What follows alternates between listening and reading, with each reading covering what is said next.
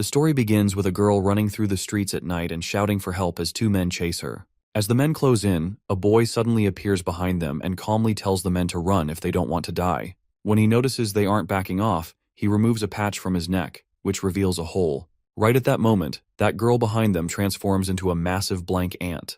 The men get shocked to see that, and the ant kills them on the spot. The next day, a group from Bug Reaper arrives at the scene. They start to inspect the area, which is in ruins after the ant's attack. While searching, one of the workers informs their boss that they found a severed lower body and a right arm. The worker also mentions that, according to a survivor, a boy was seen near the area during the incident. Meanwhile at school, a girl named Choa is reading a book about the Bug Reaper group. The book explains that in 2005, monsters wearing insect masks appeared in the world. They caused destruction, from physical violence to even eating people. But the most terrifying part is that these creatures live among humans, known as insectors. As she finishes reading, the teacher mentions the events from yesterday in Namandan, saying the police believe the case is linked to an insector. Hearing this, a masked girl named Seijin turns to Choa and asks if she's from that town, and they decide to go home together. While the rest of the class talks about it, a boy named Kamison, also wearing a patch on his neck, is calmly eating snacks. The teacher then asks everyone about their assignments and orders Choa, the class president, to collect and bring them to him. After the teacher leaves, two boys approach Choa and tell her not to submit any assignments, as no one has finished theirs. However, to their surprise, Kamison hands in his assignment to her, and when he returns to his seat, the boys approach him and ask why he submitted the assignment when they clearly didn't want to. One boy then notices the patch on Kamison's neck and jokingly asks if it's a hickey. As he peels it off, he's shocked to find a hole in his neck, and a small ant crawls out. He tells the others, but they brush it off. Seijin then asks Choa if she likes Kamison, which makes her blush. She heads to the teacher's office to submit both Kamison's assignment and her own. The teacher tells her that she and Kamison are free to go, but the rest of the class will have to stay after school to clean up as punishment. After leaving the office, she feels anxious about how she'll get home, since Seijin is also staying for punishment. Just then, she remembers that Kamison lives in the same town as her. She hesitantly mentions the punishment to him and asks if she can go home with him, but he simply refuses and walks away. After school, the rest of the class is cleaning up the trash, but Kamison is nowhere to be seen. While they work, Seijin notices Choa is also there, and she's crying. When she asks about the problem, Choa explains that Kamison turned her down. Meanwhile, two boys move aside and one asks the other about what he saw earlier with Kamison's neck hole. The boy confirms he really saw an ant crawl out of it. As they talk, the Insector suddenly appears and kills one of the boys by cutting off his head. A girl nearby is horrified by the scene and immediately starts running away. As the Insector appears in front of the other students, they panic and start running for their lives as well. In the chaos, Seijin faints. Choa tries to wake her up, but then she notices the Insector is standing close by. Just as it moves in to kill her, it suddenly stops, and by calling her the class president, it confusingly asks why she is here. When Choa looks at its face, she realizes the Insector is actually their teacher. The teacher angrily says that she should have listened to him. As he raises his weapon to kill her, an ant suddenly attacks and cuts off both of his hands. Choa is shocked by this, and when she looks around, she sees someone in black ant armor standing there, the person who just saved her life. At this moment, Choa faints as well, and the Ant-Man who is actually Kamison catches her. The teacher monster comments that he knows Kamison well and asks why he's killing his own kind. Kamison responds by delivering a powerful punch to the monster's stomach and sends it back. After placing the two girls safely aside, he asks the monster why it's killing its own students. The monster angrily replies that it has trouble finding food and threatens to eat Kamison as well. Transforming into a ball, the monster leaps at him and throws him to the ground. It jumps into the air and starts crashing into Kamison repeatedly. As the area becomes wrecked by the monster's attacks, Kamison remains calm. When the monster is about to slam into him again, Kamison enlarges his hands and thrusts them into the monster's body. The monster gets shocked by this, and Kamison delivers another powerful punch to its stomach, grabs its body tightly, and with all his strength, he turns it into multiple pieces. After finishing it off, Kamison transforms back into his human form and simply walks away. Soon after, the Bug Reaper group arrives at the scene and begins collecting the dead bodies of the students. The boss stands with another powerful figure, who examines the area and reports that it looks like a battlefield, with insects fighting each other. A worker then informs the boss that the schoolgirl who encountered the beetle has regained consciousness. She says a man in black saved her. They also learn that another student is speaking to the media, claiming he saved his friends and even got pictures of the monsters. The boss, not wanting to interfere, walks over to Choa, who is reassuring her mother on the phone. Noticing the boss smoking, Choa puts on an oxygen mask, but he tells her that what he's smoking isn't a cigarette, it's insect repellent. He then asks her about the incident, and Choa explains that when the teacher was about to kill them all, a black human appeared and saved them. When the powerful guy asks why she is calling him a human, she replies that he just looked like one. The boss then asks her to tell him which student wasn't doing the cleaning punishment at that time. Later that night, Kamison arrives home, where his grandmother greets him and happily tells him she has prepared a lot of food for him. However, Kamison tells her he's not hungry. She becomes worried and asks if he's hurt anywhere, urging him to go to his room and relax. Once in his room, Kamison turns on the TV, where the news is covering the incident from earlier that day. The report states that at a high school in Kurugu, Seoul, a large number of students were killed by their own teacher, who was revealed to be an insector. As Kamison lies on his bed, a line of blank ants starts crawling in through the window and goes into the hole on his neck. The next day, at an abandoned building, the police force is on a mission to search for some missing children. As they enter the third floor, they are shocked to find the children trapped in cocoons. Outside the building, the Bug Reaper group waits in their car for the police's call. Tae asks if they can't just go in and rescue the children, but Sam replies that the police have priority in the investigation. Just then, the police call and urgently request their help. Upon hearing this, the leader, Pio, orders the boys to get in the building quickly. Inside the building, the police begin cutting the cocoons. The captain remarks that the enemy is an insector, so they need to act fast. One of the officers opens a cocoon and reassures the children that they've been saved. At this moment, the captain sees a quick attack that kills one of the soldiers instantly. As he looks around, he notices a mosquito insector has arrived and asks what they are doing with his children. When a second soldier opens fire on the insector, it leaps at him with incredible speed and kills him on the spot. The captain realizes it's faster than a bullet. As the insector moves to attack him, Sam shoots from another tower, but to his surprise, the bullet only hits the insector's nose. As the insector tries again to attack the captain, Tae steps in and strikes it with a stick. Pio orders the captain to get the children out of there, and just as the insector leaps toward him, Pio calmly flicks the smoke from his cigarette at it, which causes the insector to fall. But the insector doesn't give up. It breaks its nose tip and launches a series of mosquito attacks at them. Pio quickly throws more smoke at it and saves everyone, but the insector escapes through the window. Pio orders Sam to shoot it, but before he can act, he gets injured by the swarm of mosquito attacks. The next day, Choa sits in the playground with her younger brother and his friend, reading about the school incident. She feels bad for Sejin, who had brain surgery and is refusing visitors. As she reads, her younger brother, wearing a bee mask, tries to scare her. When she stops him, he runs off. Choa comments that she hates looking after him, especially since he's not going to school. When she looks up, she sees Kamison standing nearby, holding some ice creams. He hands one to her brother, and the three of them start eating together. Suddenly, Choa's brother kicks the soccer ball, and it falls out of the playground. He tells Choa about it and quickly goes with his friend to pick it up. Choa tries to stop him, but Kamison reassures her that he'll bring him back. He arrives at the spot and sees the second kid standing there holding the soccer ball, who asks him why he's there. As Choa's brother heads back to her, the kid remarks that Kamison looks like a fellow compatriot. This kid is actually the mosquito insector from the previous day. He tells him that he was about to eat the kid, but Kamison interrupted. He warns him not to intrude on his territory again, or he'll beat him up.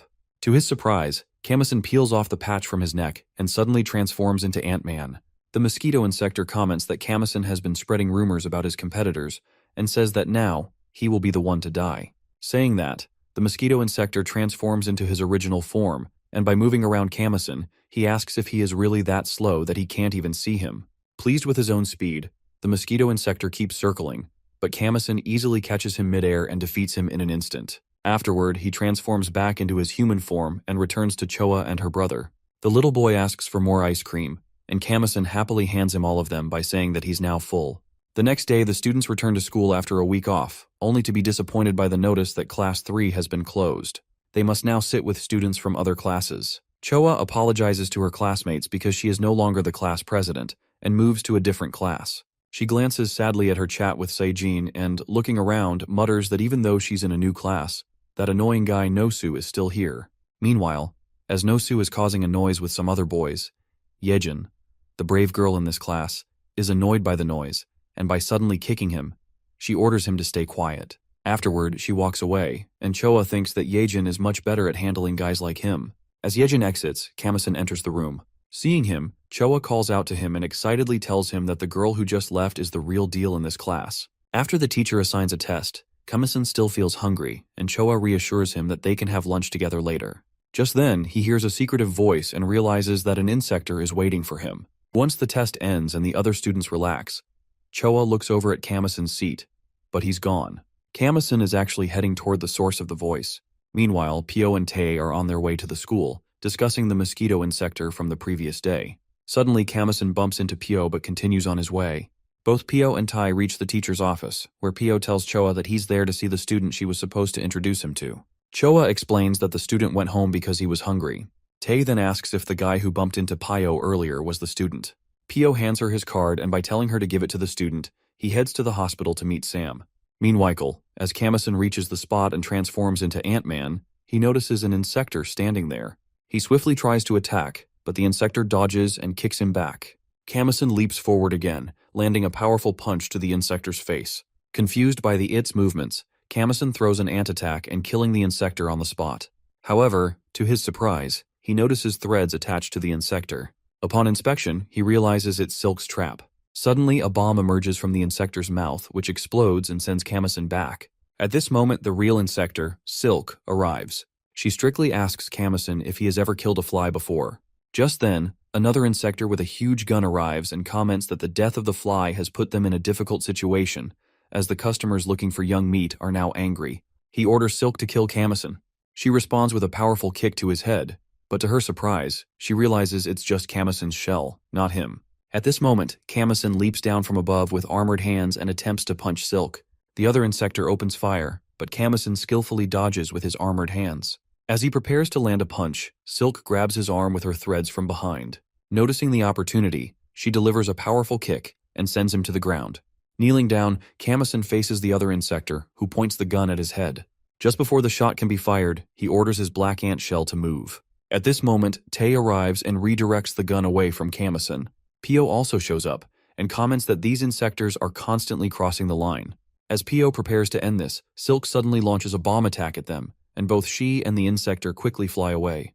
Tae tells Pio that now their priority is to capture the black ant, but when they look back, they're shocked to see he's gone as well. Tae worries that if their commander finds out they let him escape again, they'll be in serious trouble. Meanwhile, Kamison returns home and sits down to eat with his grandmother. He eats quickly because he is hungry, and after finishing his meal, he heads to his room. But his mind wanders back to the words of the Insectors he killed, who mentioned that he had started killing his own kind. As he thinks about this, he removes his shirt, and that's when the black ants start biting his body from the inside, which causes him to scream out in pain. Meanwhile, in a secret location, Yejin is busy gathering human cocoons. She is actually the Silk who attacked Kamison earlier. After storing the cocoons in the locker room, she heads to her boss, another Insector, who angrily complains that he needed to capture the black ant to gain the attention of the heavenly insects. But the bug reapers interfered. When Yejin removes her jacket, her boss is surprised by what he sees. He grabs her sleeve and tells her that her uniform is identical to Ant-Man's and demands to know if she knows him. She denies it, but he insists that Ant-Man is her classmate and orders her to kill him. Yejin clearly expresses that she doesn't want to do such dirty work, but the boss grabs her by the neck and reminds her that she once promised she would do anything, but now she is refusing. As he talks to her, suddenly his dog barks from outside. He looks over and sees a human boy trying to escape. Checking the camera, he asks Yejin if she forgot to lock the room. She reassures him that she didn't, and adds that she's quitting the job. At this moment, he throws a bomb at the escaping boy, which kills him instantly. Yejin is stunned by this, and he repeats that she has to kill the black ant.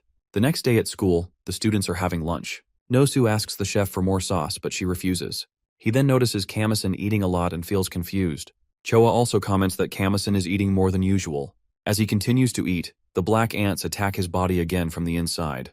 Noticing his behavior, Choa asks about the problem, while Nosu looks at the large amount of food Kamison is eating and comments that some people seem to have unlimited refills for lunch. Choa tells him that Kamison is paying for 10 lunches, and Nosu teasingly adds that if someone eats this much, maybe they're an Insector. Hearing this, Yejin glances at Kamison, and when Nosu continues to annoy him, he angrily grabs him by the mouth, and by throwing him aside, he rushes out of the room, thinking that his hunger isn't satisfied yet.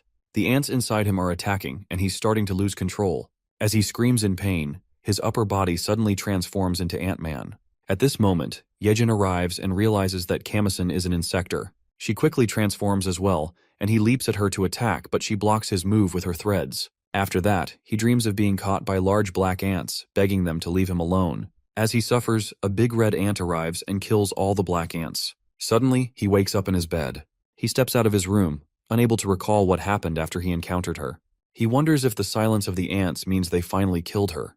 His grandmother calls out to him, asking if he wants something to eat.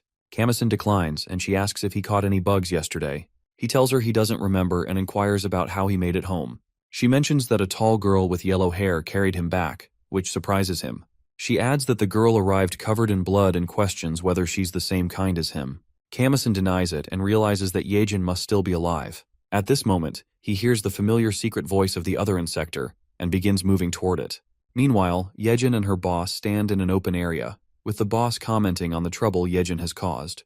He asks why she hasn't killed the black ant yet. As they talk, Kamison arrives there in his Ant-Man form. Both Yejin and her boss also shift into their Insector forms. Yejin leaps at Kamison to attack, but he easily dodges her. Using his powerful hand, he delivers a crushing punch to her stomach, which sends her back and also breaks her armor. As Kamison moves forward, she asks where he's going since the battle isn't over. She grabs his foot, telling him that if she doesn't catch him, she won't be able to complete her goal of taking revenge on the celestial insects. Watching this, her boss remarks that she is completely useless, who just crawls on the ground. She calls him Jang Yul and asks what he's doing. He responds by questioning if she truly thinks he would help her with her revenge. He adds that in the end, he planned to offer her to the celestial insects as well. Feeling angry, Yejin tells him that she's endured all these hardships for him, and now he's just going to let her die like this. As Jang prepares to attack her with a hand strike, Kamison jumps into the air, but Jang doesn't see him. When Kamison lands, a blast erupts, and he leaps into the air again. Jang laughs and comments that there are mines planted in the area, and Kamison will explode soon. Meanwhile, Kamison thinks that he needs to increase his speed and aim for Jang's hand to defeat him. He activates a surge of power within himself. As Jang moves to strike again, Kamison dodges the attack, and by swiftly grabbing his hand, he quickly cuts off his head.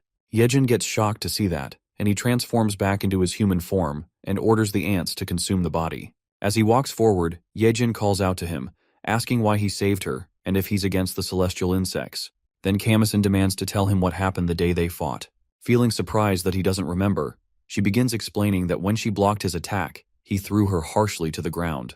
As his armored hand moves to strike her, he orders it to stop. However, his own hand suddenly turns on him, and Yejin grabs it with her threads. In that moment, something triggers, and Kamison transforms back into his human form but faints. She continues that after that, she spent a long time thinking about whether or not to kill him. Eventually, she realized that he might be the hidden key to destroying the celestial insects. Telling him everything, she explains that now he is the target of the celestial insects because Jang is dead, and their supply of humans will decrease. She warns that if they dig deeper, they'll target his family, friends, and anyone close to him. She assures him that she will help him, and they have to fight together. However, Kamison rejects her offer, claiming that she's just clinging to anything because she can't handle this on her own. He tells her that he can't help those who are already lost. With that, he places his aunt's hand on her face and says he will devour everything. The next day at school, the teacher comes in and calls attendance, but when she asks about Yejin, she isn't present. The teacher is confused, as Yejin has never been absent before. Noticing this, Nosu and his friend look pleased. They mention that there was an accident at Namuncheon the day before, and since they often saw Yejin there, it likely means she's dead.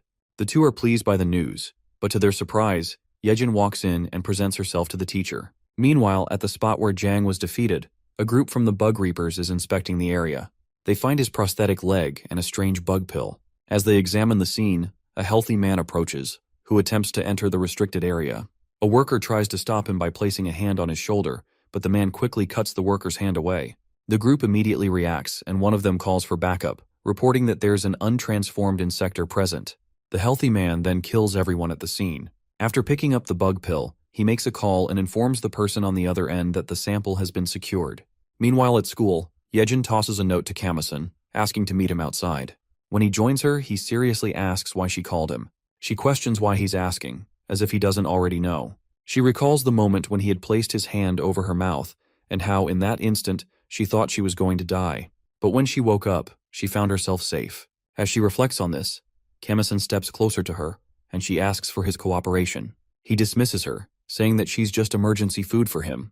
Then she explains that he's now a target of the Insectors too, and adds that Insectors have one goal: to eliminate humans and rise to the top of the food chain. To achieve this, they are growing in size and eliminating anything that stands in their way. Despite her words, he still refuses. As they talk, Choa watches from above and feels a bit jealous at the sight of them together. At the Bug Reaper's office, a doctor outfits Tae with a special suit designed to fight insectors. Outside the room, the others watch, and Pio mentions that they've recently lost 4 members in an accident, which is why he wants to issue this suit to everyone. The doctor begins testing the suit by opening another door where an Insector enters. Alone with the Insector, Tae feels uneasy about his weapon, but the doctor reassures him, telling him to activate the built-in weapon in his suit. As Tae prepares, he suddenly notices that the Insector is no longer in front of him. Feeling confused, he turns and gets surprised to see the Insector appear behind him. When the Insector tries to attack, the suit reacts quickly and pulls Tae out of the way just in time. Tae feels more confident, but the doctor warns him that this Insector can move at speeds over 300 km/h, so he must stay focused on its movements. As the Insector attempts to punch him, he blocks the attack and kicks it back. However, the Insector grabs his neck, but before it can do more damage, an electric current strikes the Insector, which saves Tae. The doctor announces that the test is complete and escorts the Insector back to the special room. Meanwhile, Pio heads to the library to investigate further. He searches through old books but finds nothing of interest. Just as he's about to leave, he discovers a book titled Ant Castle Project. He opens it and finds a photo of an Insector along with the name Kijima. Meanwhile, Yejin explains to Kamison that in addition to dealing with the Insectors, she has another goal: to kill a specific person. Feeling surprised, Kamison asks who it is, and she reveals that the person is the leader of the celestial insects, Kijima. Hearing this, he recalls a moment when Kijima had killed his mother. As Kamison walks home, she calls out to him from behind, and with a friendly tone, she asks if he's going hunting. When he declines, she suggests they could enjoy some meat together since they've reunited. Kamison strictly asks if she plans to eat humans. She reassures him that she just wants to eat some delicious meat, not humans. They arrive at a hotel and order their meal. As the waiter sets down their food, he asks his boss what will happen if they don't finish their meal. The boss responds that they'll simply be charged for the leftover food. However, they're both surprised as Kamison and Yejin begin eating quickly. Yejin then asks him what he knows about Kijima. When he refuses to answer, she remarks that something must have happened to his family. She tells him how Kijima killed both her parents, but she can't forget Kijima's words when he spared her life, saying he couldn't kill his own kind. As she speaks, Kamison finishes all his food. Noticing this, Yejin orders more, which surprises both the waiter and the boss. After their meal, they leave the restaurant, and Yejin suggests they grab a drink. While she is ordering at a nearby drink shop, Kamison notices something odd about the people walking around them. When a girl and a boy walk by, he angrily declares that he's going to eat them. The girl laughs and they walk away. When Yejin returns and asks about his strange look about the couple, he responds that someone is an Insectors. Meanwhile, Choa arrives at the hospital where her friend Seijin is staying. Standing outside her room, she acknowledges that she knows Seijin doesn't want to see her, so she is just leaving a gift. Seijin tells her to leave, and as Choa walks away, she reflects on their past moments and also notices a beautiful girl walking down the corridor. Back in Seijin's room, she sits quietly on her bed. Suddenly the door opens and the same beautiful girl enters. She asks Seijin why she's angry, telling her that she shouldn't bottle up her feelings. She takes out a bug pill from her mouth and places it in Seijin's mouth, saying she needs to kill all the annoying humans. As soon as Seijin swallows the pill, something strange begins to happen to her, causing her to scream in pain. Meanwhile, the same boy and the girl are in the backyard, and she's amazed to see a pool. Her brother teasingly pushes her into the water and tells her that she can play as much as she wants. But when she looks up, she's confused to find him gone. To her surprise, he suddenly grabs her foot from underwater and throws her to the bottom of the pool, which causes her to faint. He mutters that now he can eat her to satisfy his hunger. The boy, an Insector, suddenly feels something strange outside the window. It's Kamison, the Ant-Man, who bursts through the glass and kicks the boy hard. The Insector tries to fight back, but Yejin arrives and by using her thread magic, she ties him. She then pulls the girl out of the water and feels relieved to see that she's still alive. When the Insector asks why they're interrupting his meal, Kamison moves to attack him, but Yejin stops him and suggests that capturing the Insector might reveal something important. Realizing they're hunting their own kind, the Insector demands to know if they're truly confident they can defeat him. Suddenly, he transforms into his Insector form, Zagana, and launches powerful slashes at them, which gives some injuries to them. He mocks them that they've always hunted weaklings, so now they dare to challenge a member of the celestial insects. Zagana is actually a pond skater insect, and as Kamison and Yejin try to strike, he easily blocks their attacks with his twin swords and swiftly leaps toward Kamison to attack.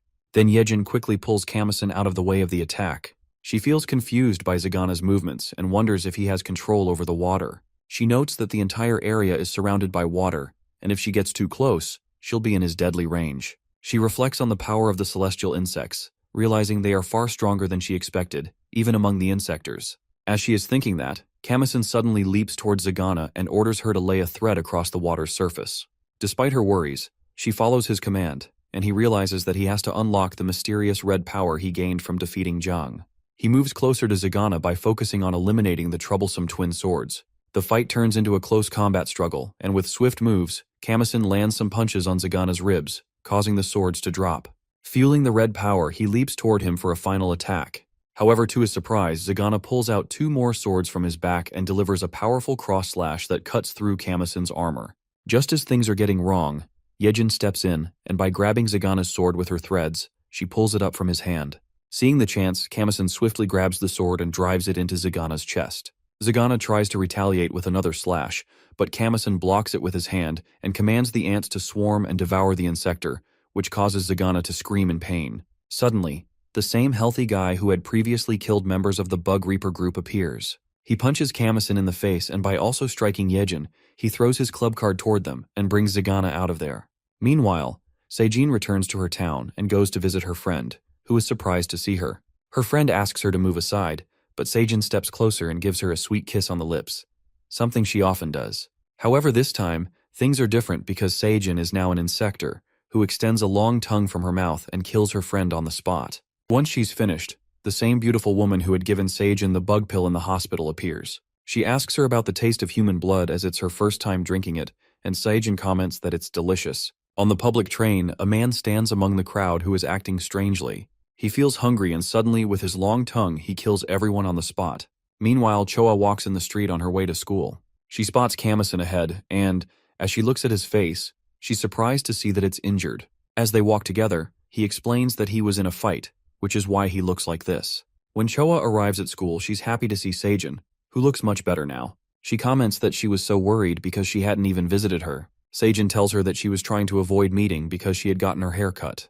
As the two chat, Kamison also comes to class, and Seijin asks her about the seat next to her.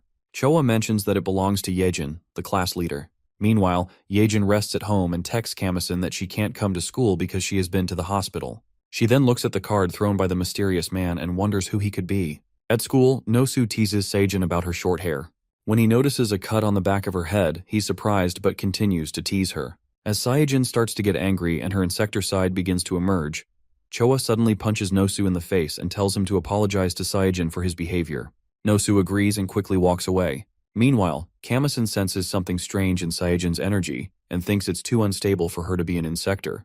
Back on the train, the man who killed all the passengers transforms into his larva Insector form. At this moment, 2 brothers of the Bug Reaper group, Ko and Ro, arrive and are shocked by the size of the larva Insector. Ro says they need to capture it and take it to headquarters so the doctor can investigate it. As they talk, the Insector suddenly attempts to attack Ro, but Ko quickly throws a liquid at its face and shoots it in the head. However, the Insector doesn't go down, and it strikes Ro with its tail. Ko angrily grabs the Insector and comments that he's much stronger than his brother and throws it away. Noticing the opportunity, Ro leaps at the Insector and swiftly cuts it away. As the Insector dies, Ko says they still need to bring it back to headquarters, but Ro has already killed it. Just then, a small bug pill emerges from the Insector's body and crawls into Ro's head. Afterward, the brothers arrive at the Bug Reaper group's headquarters, carrying the large larva. As they talk about Dr. Man, Tay and Sam call out to them from a corner. They mention hearing about the larva capture but tease the brothers that it's too bad they were the first to catch it. Ro steps forward with an unusual attitude, surprising Tay with his sudden behavior.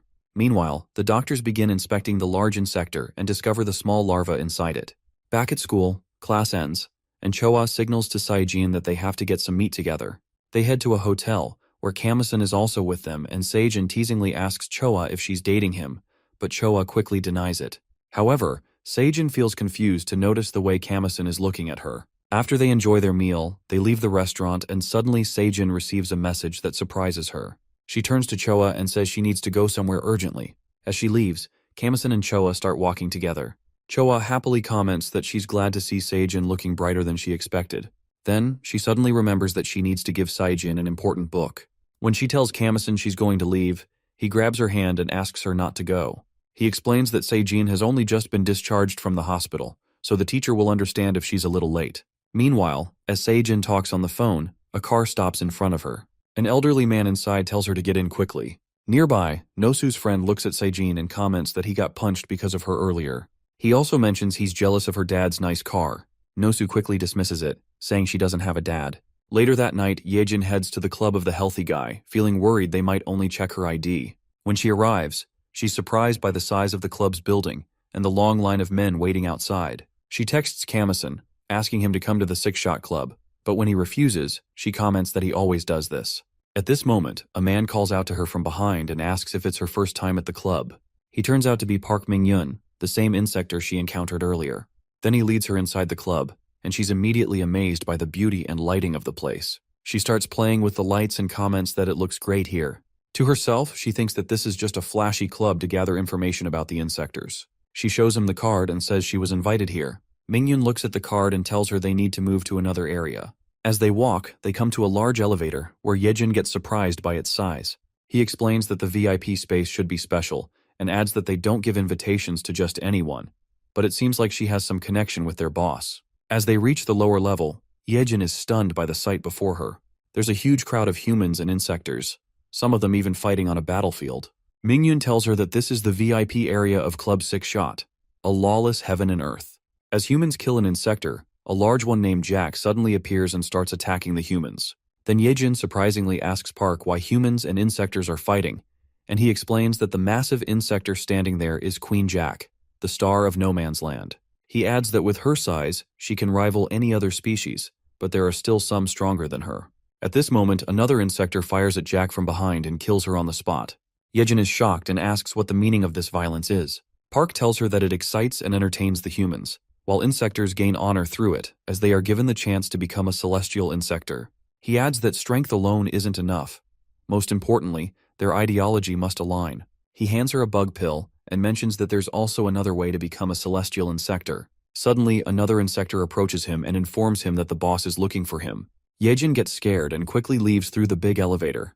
Park looks confused, and when the Insector repeats the message about the boss, Park punches him hard in the face. The next day at school, Yejin approaches Kamison and starts hitting him playfully for not going with her to the club. When she gets tired, she tells him she has gathered some important information. Just then, Seijin and Choa enter the classroom, and Choa is surprised to see all the guys looking at Seijin differently. When Choa asks about the problem, the guys start murmuring that Seijin was with an old man yesterday. Hearing this, all of the guys are surprised and Seijin grabs Choa's hand and tries to pull her away. But before they can leave, Nosu approaches and begins teasing her. He mentions that his friend told him Seijin's dad picked her up in the car yesterday. Then, he remembers that Seijin doesn't have a dad. He adds that he was concerned when he saw the old man's expressions, so he quickly took a taxi and followed them. He even shows a picture of Seijin entering a hotel with the old man. As Nosu continues to irritate her, Yejin turns to Kamison and says they need to teach him a lesson again. But before they can act, Kamison suddenly senses something strange coming from the Insector. Choa steps forward to punch Nosu, but Seijin stops her, and by taking her outside the classroom, she gently reassures her that she'll handle it herself. She closes the classroom door, but Nosu warns her that he'll report her to the school violence committee if she hits him again. Suddenly she starts laughing, which confuses the guys, and Nosu's friend mockingly apologizes to her. But he gets stunned when Seijin begins to transform into an Insector. She punches him hard, and the entire class starts running for the door, but she blocks their way with her large hand. Looking at it all, Yejin turns to Kamison and asks if they should do something, but he rejects it because it's not a good idea with so many people watching. Then Seijin orders Nosu to step forward from where he's hiding among the others. Nervously, he approaches her, but she quickly grabs his neck with her long hand and angrily tells him that it's his fault her dream was shattered, because he's the one who pushed her down when the teacher Insector attacked them before. As she's about to kill him with her long tongue, Kamison stops her and asks what she'll say to Choa if she kills Nosu. Meanwhile, Nosu orders his companions to report to the Bug Reaper, but when they don't move, he turns to Kamison and gives the same order. Hearing this, Seijin releases Nosu, and by remembering some past moments, she adds that even if she kills him now, she won't feel guilty. She pulls out some bug pills from her bag and tells him that she will make him feel the same pain she experienced. As she puts the pills into his mouth, he suddenly starts screaming in pain, and his body transforms into a bug Insector, which shocks everyone. Seeing this, Yejin remembers the moment when Park had handed her the same bug pills, and she understands their purpose. Sitting by the window, Seijin comments that Nosu now completely resembles a bug. Just then, a teacher and Choa knock on the door. Saejin mutters that she doesn't want Choa to see her like this, and that she hates humans. With that, she jumps out of the window and quickly leaves the scene. As Choa and the teacher manage to push the door open, they are shocked to find a huge Insector standing before them. The guy who was unconscious wakes up and comments that the Insector is actually Saejin. He quickly grabs his phone, intending to report this to the Bug Reaper group. However, before he can make the call, Choa stops him. Meanwhile, Nosu looks at his reflection in the mirror and is horrified to see that he has completely transformed into an Insector. Because of fear of the Bug Reaper group, he quickly jumps out of the window and escapes. From behind, Choa feels sad for her friend, while Kamison and Yejin head in the direction where Saejin went. As they run through the streets, Yejin remarks that she believes Saejin is connected to Cheon-jung. She points out that the medicine she gave Nosu is the same as what she received from the Six-Shot Club. They both agree that they've placed an ant and a thread on her, so they can track her movements. In some time, they reach the location where they find Saejin. They ask her to talk for a moment, but before she can respond, the same woman named Hannah appears. She hugs Saejin tightly and says that there's one thing she hates in this world: when someone touches what belongs to her. Hearing this, Yejin responds that she doesn't understand what Hannah is talking about, but they're just here to talk to Saejin. Suddenly, Hannah leaps forward to kick Yejin, but Kamison pushes her aside and takes the kick himself. As Hannah prepares to punch Yejin, she stops and gently sucks her ear. Yejin tries to strike her, but Hannah swiftly moves out of the way, revealing that she's an Insector. In response, Yejin transforms into her Insector form and attempts to attack, but Hannah easily dodges her strike. Turning to Kamison, she sees he has also transformed into his Insector form and leaps toward her to punch her. But Hannah quickly sidesteps and says that they won't catch her with such predictable moves because disappearing in front of their eyes is her specialty. Meanwhile, Saejin is shocked to see that her friend Kamison is also an Insector. Kamison jumps at Hannah again, aiming a powerful punch with his large hand, while Yejin casts a star trap around her using thread magic. However, both attacks have no effect on Hannah. She quickly forms a large injection in her hand and drives it into Kamison's stomach. Seeing his blood, she gets surprised to find it's red. Just as Yejin leaps toward her, Hannah redirects the injection attack and strikes her arm instead. Yejin is confused because neither attack seems to affect them, but then the areas where Hannah injected them begin to swell. A blast erupts, causing their armor to shatter. As Hannah prepares to strike them again, Saejin steps in between and quickly lies that there are customers who wanted to know about the medicine. Hearing this, Hannah immediately stops, and by showing them the same bug pill, she explains that it is a special medicine that grants Insectors great power when consumed. She adds that if a human takes it, they will transform into a mutant larva, and if they eat larva, the effect will be doubled. Both Kamison and Yejin are shocked by this information. As two humans pass by, Hannah calls one of them over to demonstrate. She places the bug pill in the boy's mouth, and within moments, his body begins to transform into a large larva. The other boy becomes scared to see this, and Yejin is also shocked to see it happen once again. Hannah explains that it's a gift for them, as consuming the bug pill will make them stronger. With that, she leaves with Saejin, suggesting they visit her at Club Six-Shot if they're interested in the medicine. As they walk away, Kamison steps forward and defeats the larva, which surprises Yejin, and she asks if he really plans to eat the transformed human. Kamison orders his black ants to move and assures Yejin that he just wants to test it. As the ants begin consuming the larva, Yejin angrily remarks that Kamison isn't any different from the other Insectors, who eat humans just for power. She feels disgusted, but Kamison simply orders her to stay silent and watch what happens. To her surprise, the guy begins transforming back into his human form. The ants, moving inside his body, retrieve the bug pill from his mouth. Kamison explains that he's been uneasy about this existence ever since he first sensed it around Saejin. Yejin surprisingly asks if it's safe to let the ants eat them, and whether it will affect Kamison. He admits he doesn't know, and as the ants return to his body, something strange begins to happen. He screams in pain, and Yejin becomes even more concerned. At Club Six-Shot, the boss, Kong Daejun, sits with several girl Insectors and enjoys drinks. Hannah arrives with Saejin, and as they settle in, she remarks that she and Kong are equals here. Kong notices something on her arm and asks if she's been in a fight. Hannah confirms it, saying the opponent was feisty because he was young. As they talk, Kong suddenly mentions that 50 bug pills disappeared yesterday. Hannah casually responds that it means he got robbed. Without warning, Kong leaps forward and grabs Saejin's face, accusing her of being the one who stole the pills. Hannah gets shocked by this, quickly draws an injection and aims it at Kong's neck. In response, the other two girls draw their swords at her. Kong then demands answers from Saejin about the missing pills, and Saejin tells him that she fed them all to Nosu as part of her revenge on him. Hearing her explanation, Kong calms down and releases his grip. Hannah asks if he already knew she was the culprit. Kong explains that after discovering Seijin was behind the theft last night, he had her followed. He then adds that he's eager to find the person who consumed the 50 bug pills because he wants to eat him himself. Meanwhile, the Bug Reaper team is on a mission, tracking the larva Insector, Nosu. They corner him and attack. As Nosu loses control, Pio delivers a powerful slash to his neck and defeats him. Just as Pio orders his team to secure the body, something unexpected happens. The ground starts pulling the team members down, and to their surprise, Park appears accompanied by a child Insector. Seeing the situation, Pio sheaths his sword, and Park asks his companion if they are giving up on the fight. The team members inform Pio that they are sinking deeper into the ground, but he remains calm and asks Park if this attack is from the giant ant. The child Insector senses something bad, and suddenly Pio aims his weapon at them and unleashes a powerful current attack toward the child. Growing angry, Park transforms into his Insector form. As Pio approaches, Park steps in between and begins to fight him. At the same moment, the Bug Reaper team stops sinking, and Pio orders them to capture the large larva at all costs. He draws his sword once more, attempting to slash at Park, but Park easily blocks the attack. The fight intensifies as Park engages with twin swords. As Pio steps back, he asks if his attack feels heavier to him. At this moment, Pio throws smoke at Park and distracts him, which causes Pio to land a powerful slash on his shoulder. Then the child transforms into a formidable Insector named Antlion, who attacks from beneath the ground. Pio manages to dodge, but Antlion hits one of the team members badly. The injured member starts sinking into the ground again. Then the Insectors mention that they should take the larva to the club. Hearing this, Pio gets surprised and the team members focus on the fact that the Insectors are trying to escape. As Pio attempts to attack them with his weapon, he realizes the weapon's battery is drained. Suddenly, the buildings in the area begin to collapse, and the Bug Reaper team flee for their lives. Just as Pio makes another attempt to catch Antlion, the Insector throws one of the team members aside and swiftly escapes. As the fight ends, Pio seriously remarks that he will have to investigate all the clubs in the neighborhood, because now it's their turn to hunt.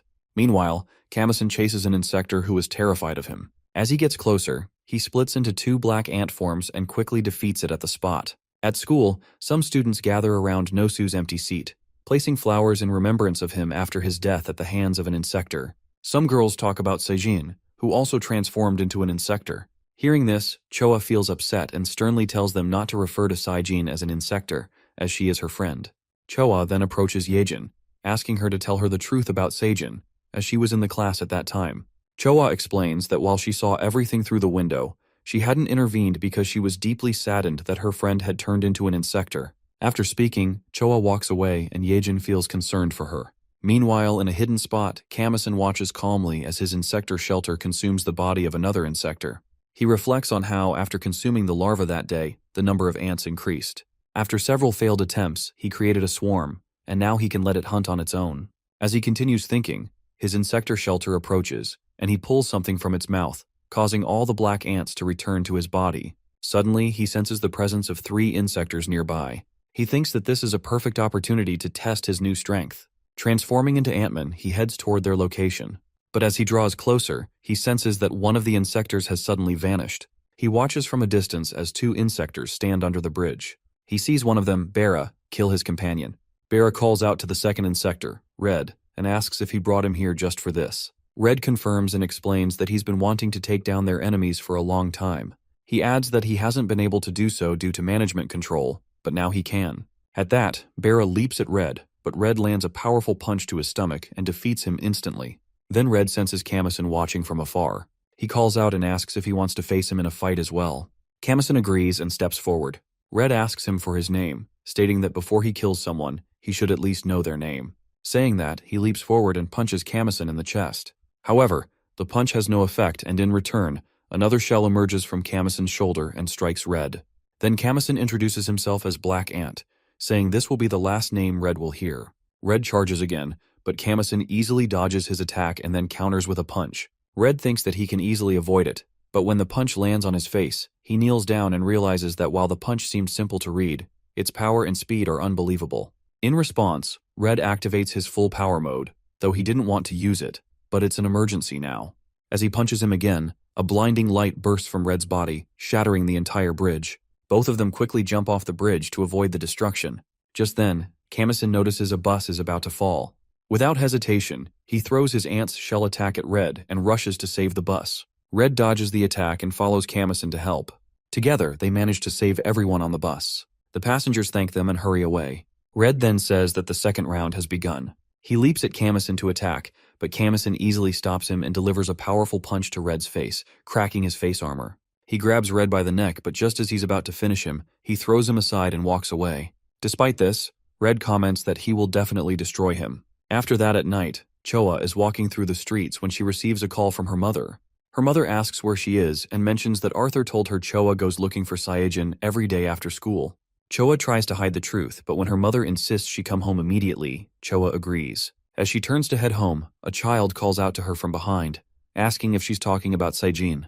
The child turns out to be Cheon, the same antlion who had attacked the Bug Reaper group before. He tells her that he knows where Saejin is and starts leading her to another location. On the way, Choa asks who he is, and he mistakenly says he's an Insector senior.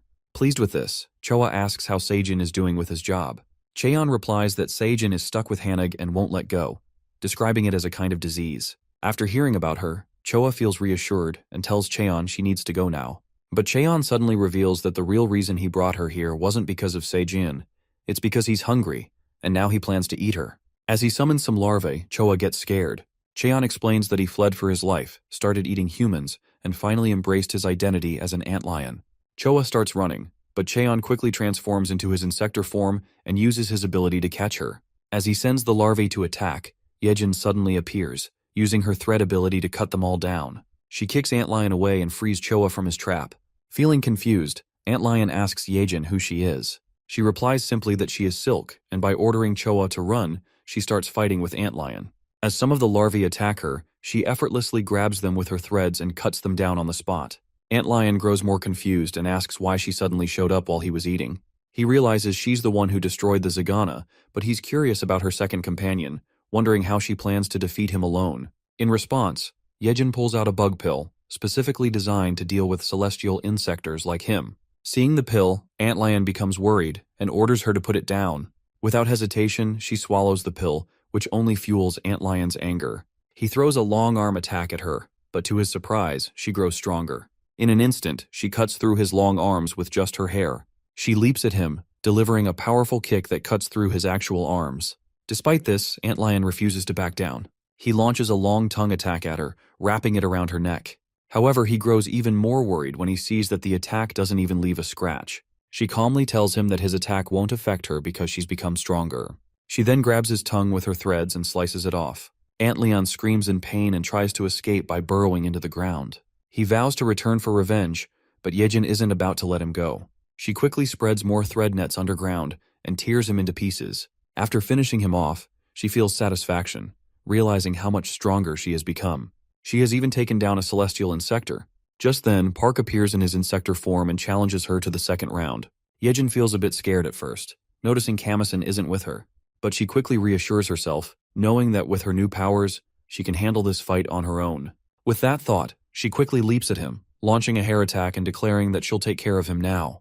Park tries to block the attack with his twin swords, but the force of her hair shatters both swords instantly. He realizes that if he lets his guard down, he could die right here. He draws his other twin swords and mutters that the effects of the drug are starting to end. As he begins counting, Yejin gets closer, aiming to kick him. Just as he expected, the drug's power fades, and the powerful hair from her head vanishes. Feeling surprised, she realizes what's happening. Then Park tells her that the bug pill's effect doesn't last long. By putting the sword on his neck, he orders her to come with him quietly. Meanwhile, Kamison is sitting at home with his grandmother and watching TV. Suddenly he receives a message from Cheo, who asks him if he will be going to school tomorrow. Kamison thinks about it for a moment and decides he's still not good at controlling the swarm, so he doesn't need to go. He then texts Yejin, asking about her. Meanwhile, Yejin is at Club Sixshot, where Park has brought her. A group of insectors is beating her badly. As Park watches, he recognizes her as the same girl who came to the club the other day. He then hears a sound coming from her purse. He checks her phone and sees a message from Black Ant. Back at Kamison's house, he tells his grandmother that he's heading to bed and won't be going to school tomorrow. As he checks his phone, he notices a new message with a photo. Feeling surprised, he sees a picture of Yejin's broken helmet, with a Club Sixshot card placed on it. At the club, Park approaches Yejin, who is locked in a cage after the fight, and asks why she's so weak. He notes that the bug pills are gone because another girl took them all. Then he asks her why she's doing all this. Yejin replies that her goal is insect extermination. Park is surprised by her answer but adds that he spared her because, in the end, they're all the same. He tells her that the next match will start soon, and it's a special one for her, so she needs to get ready. Meanwhile, in the battleground, the referee, Jaja, begins announcing the match. He explains that 10 participants will enter the ring, but only one will survive. He first introduces the protagonist of this match, Yejin. As she enters, Jaja explains the rules. Every minute, an opponent will be added. If they can't kill their opponent within a minute, the enemies will continue to grow, leading to a cruel death. Then he announces the second player, and the match begins. The Insector leaps toward Yejin, aiming to attack. Meanwhile, another Insector, Red, is practicing in his cage, with Park standing beside him. Park tells Red that he's the 10th player in the match. Red looks at him seriously, and asks if he really wants him to participate in such an unreasonable game. He suggests that Park should use him as the star of the main event, but Park replies that if he did, Red would kill all the other players and ruin the business. Red adds that he wants to kill Park and Kong, the boss. Just as they're talking, Park's phone rings, and he's shocked to hear the news that the elevator used by the VIPs to descend is missing. Park quickly orders Red to get ready, as his opponent has arrived. Meanwhile, in the battleground, the referee is surprised to see that Yejin has easily defeated her 4th opponent. He quickly announces that the 5th contestant, Queen Jack, has arrived. Jack attacks with swift moves, overpowering Yejin and throwing her to the ground. As Yejin grows exhausted, 3 more contestants appear and surround her. Just as a minute passes, the referee prepares to call in the 9th player. However, to his shock, the head of the 9th player is suddenly cut off in front of him. Then Kamison enters the arena in his powerful Insector form. The referee strictly asks who he is, commenting that unregistered players aren't allowed to fight.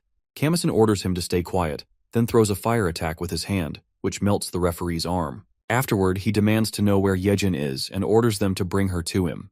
He begins shooting at the other Insectors, but suddenly Yejin calls out to him from behind the crowd.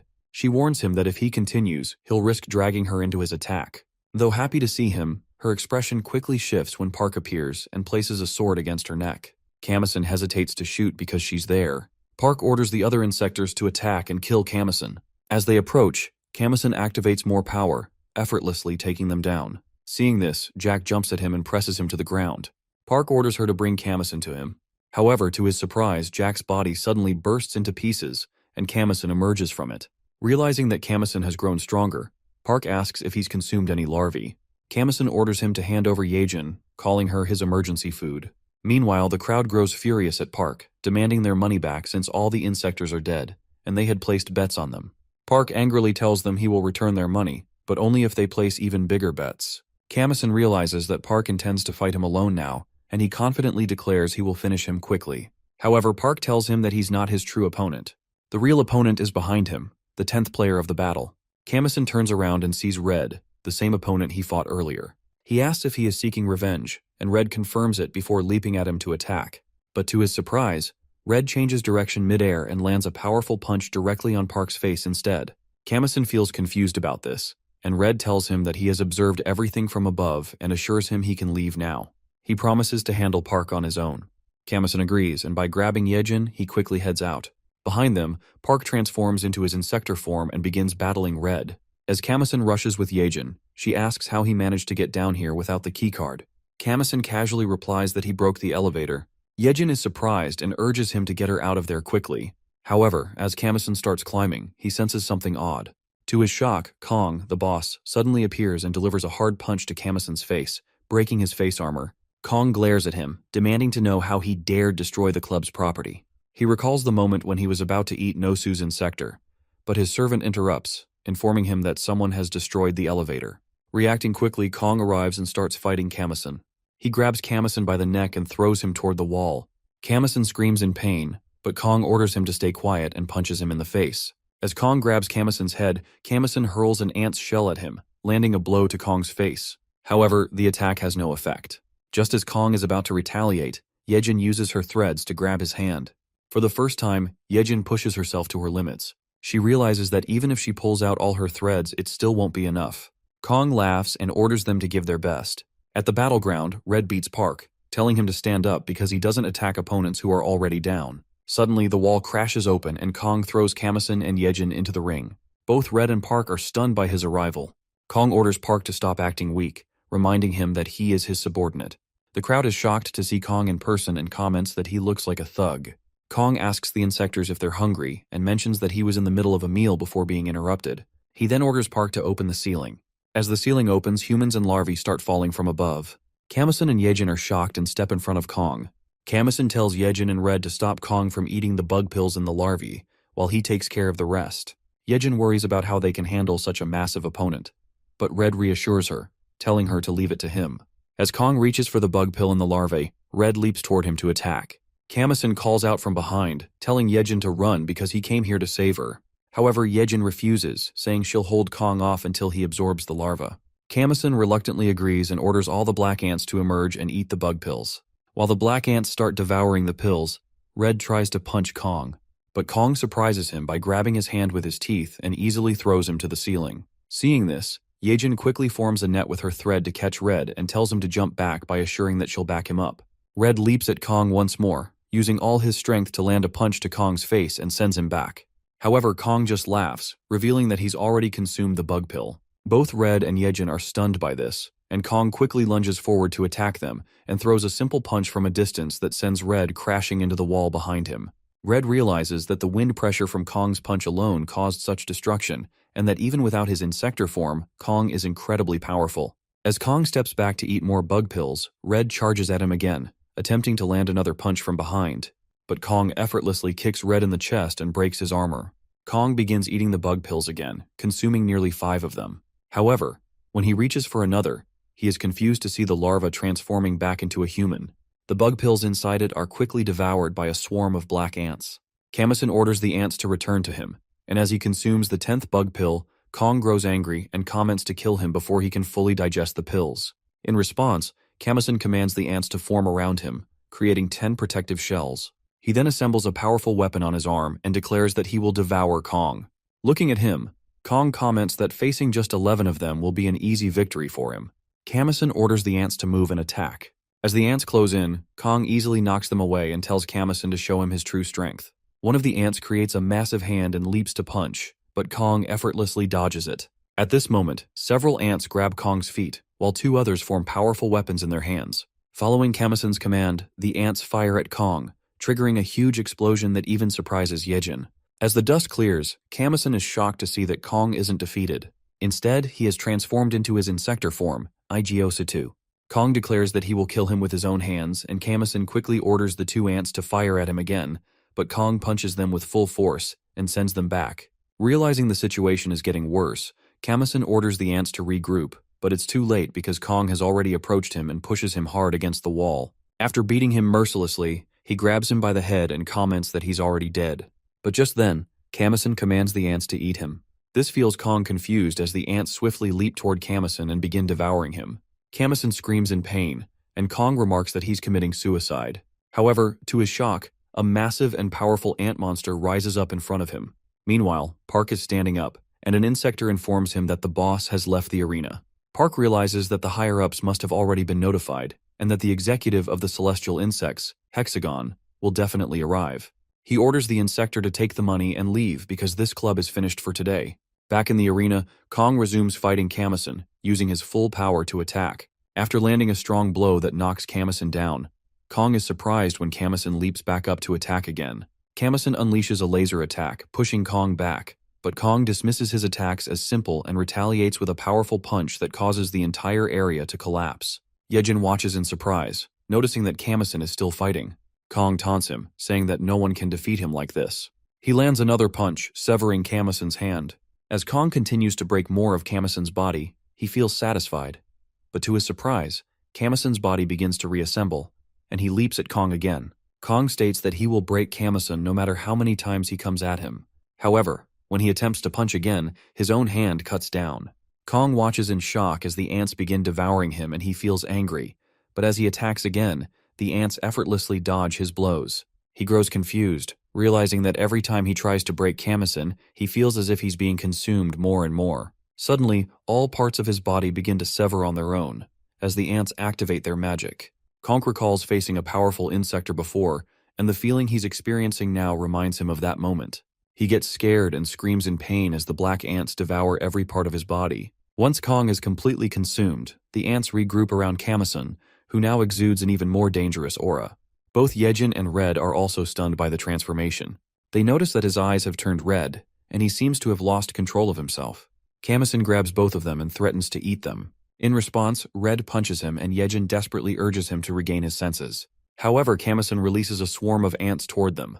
As the ants begin their magic outside, inside Kamison's body, the real Kamison is kneeling before a group of black ants. He watches in surprise as a red ant appears and kills the black ants, telling Kamison that he must live. This revelation snaps Kamison back to reality, and something strange begins to happen to his body. Both Yejin and Red are confused, as the ants that had been attacking them begin to retreat. Kamison screams as his body transforms back into its human form, though he is badly injured. Yejin quickly rushes to him, and by holding him in her arms, she notices that he's crying and calling out for his mother. She hands him to Red and urges him that they need to leave because the area is about to collapse. As they begin to move, Park and another man appear from behind. Seeing the man, Red immediately tells Yejin to take Kamison away because the man is strong. The man comments that he has something to say, but before he can continue, Park suddenly leaps at Kamison to attack. In response, the man swiftly grabs Park and slams him into the wall, asking if he plans to attack like that. The man introduces himself as Hexagon, the celestial Insector. His human name is Dogen. He tells Kamison and the others that he has a message to deliver from Lord Kojima. He casually informs them that Kojima has sent a message for No. One, that he has been watching him and will visit soon. But until then, no. One must stay alive. Both Red and Yejin are puzzled, and Yejin asks if Dogen is also a celestial Insector. He explains that there are 6 powerful men who serve as the executives of the celestial insects, known as the 6 legs that support Kojima. He adds that Kong had the potential to reach this position, but now, this is what has happened. Yejin is shocked to learn that Dogen is stronger than Kong, and there are 6 others like him besides Kojima. Dogen continues that there's no need for a bug like Kong who goes against Lord Kojima's will. He explains that insectors are the product of a superior evolution, only granted to the chosen ones. According to Dogen, Lord Kojima's plan is to elevate the insectors to the top of the food chain, with the celestial insects leading the way. He dismisses Kong as just another bug in the grand scheme of things. He reveals that the celestial insects are at war with humans, and their goal is nothing less than the extermination of humanity. He tells them that he could kill them now, but first asks if they would join the celestial insects.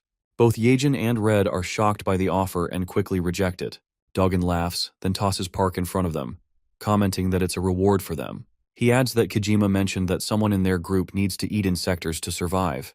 With that, he activates his power and swiftly disappears. Red comments that the celestial insects are incredibly powerful and tells Yejin that they need to leave immediately. They make their way out, carrying Kamison and Park with them.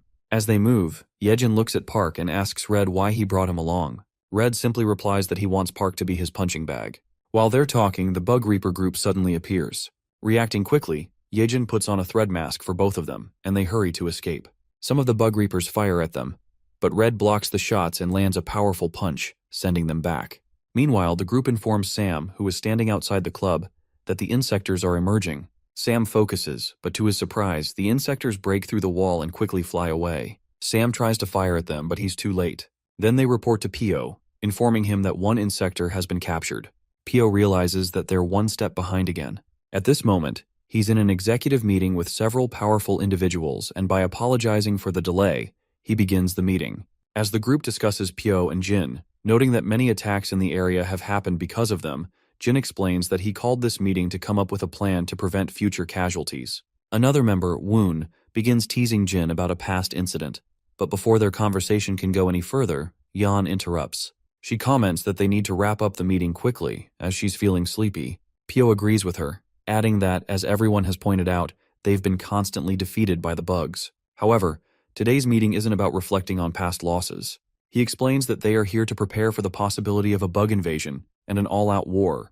He notes that the bugs have been acting strangely lately. Initially, they appeared to be moving alone, but now they seem to be organizing into groups, centered around strong and intelligent individuals. They've formed a group called the Celestial Insects, and it looks like they have a systematic organization. Pio says that to stand a chance against the insectors, they need a countermeasure. He then places a book called Ant Castle Project on the table, something he obtained earlier. The group starts looking at the pictures in the book, and Pio begins to explain its contents. Suddenly, Dr. Man enters and tells him to stop flipping through the book, as it holds a personally painful story for him. He adds that the book belongs to his disciple, and when Pio asks if he was directly involved in the project, Man replies that he only observed from the sidelines. He explains that the Ant Castle Project was a top-secret initiative carried out when the Bug Reaper team was still a research group. It was designed to create a countermeasure against the insectors. The research was successful, and 3 versions of the insect countermeasure were developed. Then one day, a mysterious explosion occurred, destroying everything in the lab. Only one test subject survived. When Pio inquires about the test subject, Man admits that he doesn't know the details and that he is unaware of what the higher-ups decided afterward. He suggests that if they need a power to rival the Insectors, there's another option, the Insector gene injection. He begins explaining the process and mentions a man from Un's branch who became significantly stronger through the experiment. However, before he can continue, Jin hits a punch onto the table and strictly orders Man to stop talking. The room goes silent as everyone stands up and exits the meeting. Jin apologizes to Pio for his actions but insists they need to stop discussing that subject. Meanwhile, at Bug Reaper Branch B, Ro kills his own brother Ko, because he too is an Insector. Afterward, he opens the door and greets a special presence, saying he's been waiting for him. The presence is none other than the powerful Master Kojima. As he enters, Ro bows before him and asks to be awakened. Without a word, Kojima grabs him by the head and crushes it. The other Bug Reaper workers rush in to confront Kojima, but their bullets have no effect on him. He calmly demands to know the location of someone, and with a swift move, he slices them all and begins destroying everything in sight. Meanwhile, Pio, Tae, and Jin are on their way back after learning that Ko is still alive. They receive news that a single Insector is destroying the area named Kojima. Getting shocked, the 3 hurry to the scene. When they arrive, they witness the building being blasted. Then Kojima emerges from it, looking disappointed because he couldn't find the person he came for. Seeing him, Pio and Jin quickly draw their weapons and charge at him. Meanwhile, Yejin and Kamasan are at Red's home. She's impressed by his room, which is filled with medals and trophies from his achievements. At this moment, Red enters the room in his human form after taking the bath. His real name is Sung. They move toward the sofa where Kamasan is still unconscious. Suddenly, a group of black ants crawls across the floor, causing Sung to quickly jump on the sofa. He asks Yejin if she wants him to call a cab for Kamasan, but she declines, explaining that Kamasan lives with his grandmother, and if he shows up like this again, she might have a heart attack. Yejin then shifts to a more serious topic, mentioning that the message Kojima left was likely intended for Kamasan. She expresses concern, noting that the look in Kamasan's eyes when he thought about Kojima showed a strong desire for revenge. Meanwhile, as Jin and Pio attack Kojima, their strikes have no effect. In response, Kojima launches a small attack that pushes them both back. Jin notices the presence of ants inside Kojima and throws an axe at him. When the axe strikes Kojima's body, Jin quickly leaps forward and delivers another axe blow to the same spot, causing only a small amount of blood to spill. Feeling surprised, Jin asks if Kojima is really an Insector, then continues slashing at him. Kojima calmly responds that his body is that of the king of the Insectors. He steps forward toward Pio and Jin cuts his arm off. However, Kojima doesn't stop and remarks that humans have their limits. He then approaches Pio, asking if he knows about the case. Pio answers that the case is classified and asks what he plans to do with it. Kojima explains that the case contains a power that, if obtained, will make the Insectors immortal. Just as he speaks, Tae charges at him with a car, but Kojima effortlessly slices the car in half. Tae assures Pio that he will handle this guy, so he has to escape with Jin. Then Sam arrives in a helicopter and fires a rocket launcher at Kojima, creating a huge explosion. He orders Pio and Jin to get in quickly. However, they are shocked to see that Kojima is still alive. Meanwhile, at school, only Kamasan and Yejin are in the classroom, as everyone else is on a school trip. Yejin mentions that she also wants to go on the trip. When Kamasan asks how to get there, she asks for his phone. Afterward, they leave the school, and Yejin assures him that they can reach Pohang faster than anyone else. Just then, Sung arrives in his car to pick them up. Yejin is impressed, and they get into the car, ready to head to the school trip. Kamasan texts his grandmother to let her know he's going to Pohang. When she offers to call Kim to clear the road, he assures her that he has already taken care of it. Meanwhile, in the forest, a group of soldiers is stationed, and their senior, Kim Hyungjin, catches a dragonfly with his bare hands. His teammates are impressed by his skill, but Kim casually comments that it tastes delicious. He then places the dragonfly in one of his team members' mouths, telling him it's protein and that he should eat it. The boy starts coughing, but Kim orders him to swallow it. Later, a group of soldiers plays soccer on the playground, and the same boy stands as the goalkeeper. He begins to feel cold, and when the ball comes toward him, he fails to stop it. One of the other soldiers starts beating him for the mistake. Soon after, all the soldiers gather on the field in front of their captain. The captain asks about their condition and if anyone is sick. The soldiers assure him everything is fine, but then he notices the same boy, shaking because of the cold. He sees the boy's injured face and asks about the problem. The boy lies that he simply fell while playing soccer. Later, while the boy is standing at his duty position, Kim approaches him to apologize for his previous behavior. However, when he notices the boy isn't responding, he becomes frustrated. The dragonfly the boy ate earlier is beginning to take effect, and the boy starts transforming into an insector. Kim is horrified when he sees the boy's new form, and before he can react, the boy kills him on the spot. Meanwhile, a school bus full of students is on a trip, with Choa sitting inside. The news on the TV reports the explosion at the Bug Reaper branch, but the students are enjoying themselves. One of the students offers Choa a lollipop, but she punches him in the face and breaks his teeth. As she bends down to pick up the lollipop, something strange happens. The same soldier who had transformed into an insector earlier appears outside the bus and opens fire, killing all the students. However, because Choa is bent down, she avoids the bullets. Meanwhile, as Kamison and the others make their way, Sung asks when they first transformed into insectors. He starts by sharing his own story and explains that he began boxing because of his natural athleticism and quickly became the rookie king. One day, he got into a fight with a tough guy from Incheon and beat him badly. The next day, the guy's gang came after him, and he ended up getting badly beaten. At that moment, his emotions took over, and he lost control, so he transformed into an insector. He adds that he was confused at first about why he transformed into a ladybug. He then asked Hannah, who was making the larvae drug at the time, for an explanation. She told him that in a lifetime, humans unknowingly consume about 100 different kinds of insects, and the genes of a special individual that haven't been fully absorbed into the body can infiltrate. After finishing his story, Yejin starts to explain her own experience. She tells them that while driving back from helping her dad with farm work, she was looking out the car window when a bug flew into her mouth. A few months later, on the day her parents were killed by Kojima, she also awakened as an insector. Then they ask Kamison about his first awakening, but he lies that he doesn't remember anything because he was too young. As they approach the location, they notice cars turning around and see a lot of soldiers gathered. Sung asks one of the soldiers about the situation, and the soldier tells them to turn back, as an operation is underway ahead. Suddenly, Kamison orders Yejin and Sung to keep moving forward because there is an insector up ahead. Sung agrees, lying to the soldier that they are turning around, and then quickly speeds up the car forward. Meanwhile, at the danger zone, the soldiers are fighting a dragonfly insector. After easily defeating them, the insector begins picking up the soldiers' ammunition and grenades. A soldier calls for backup, reporting that the first platoon has been wiped out. At this moment, the Bug Reaper group arrives and reassures the soldier that they will handle the situation. Nan, the branch manager, steps forward with her team, ready to take on the insector with her skills.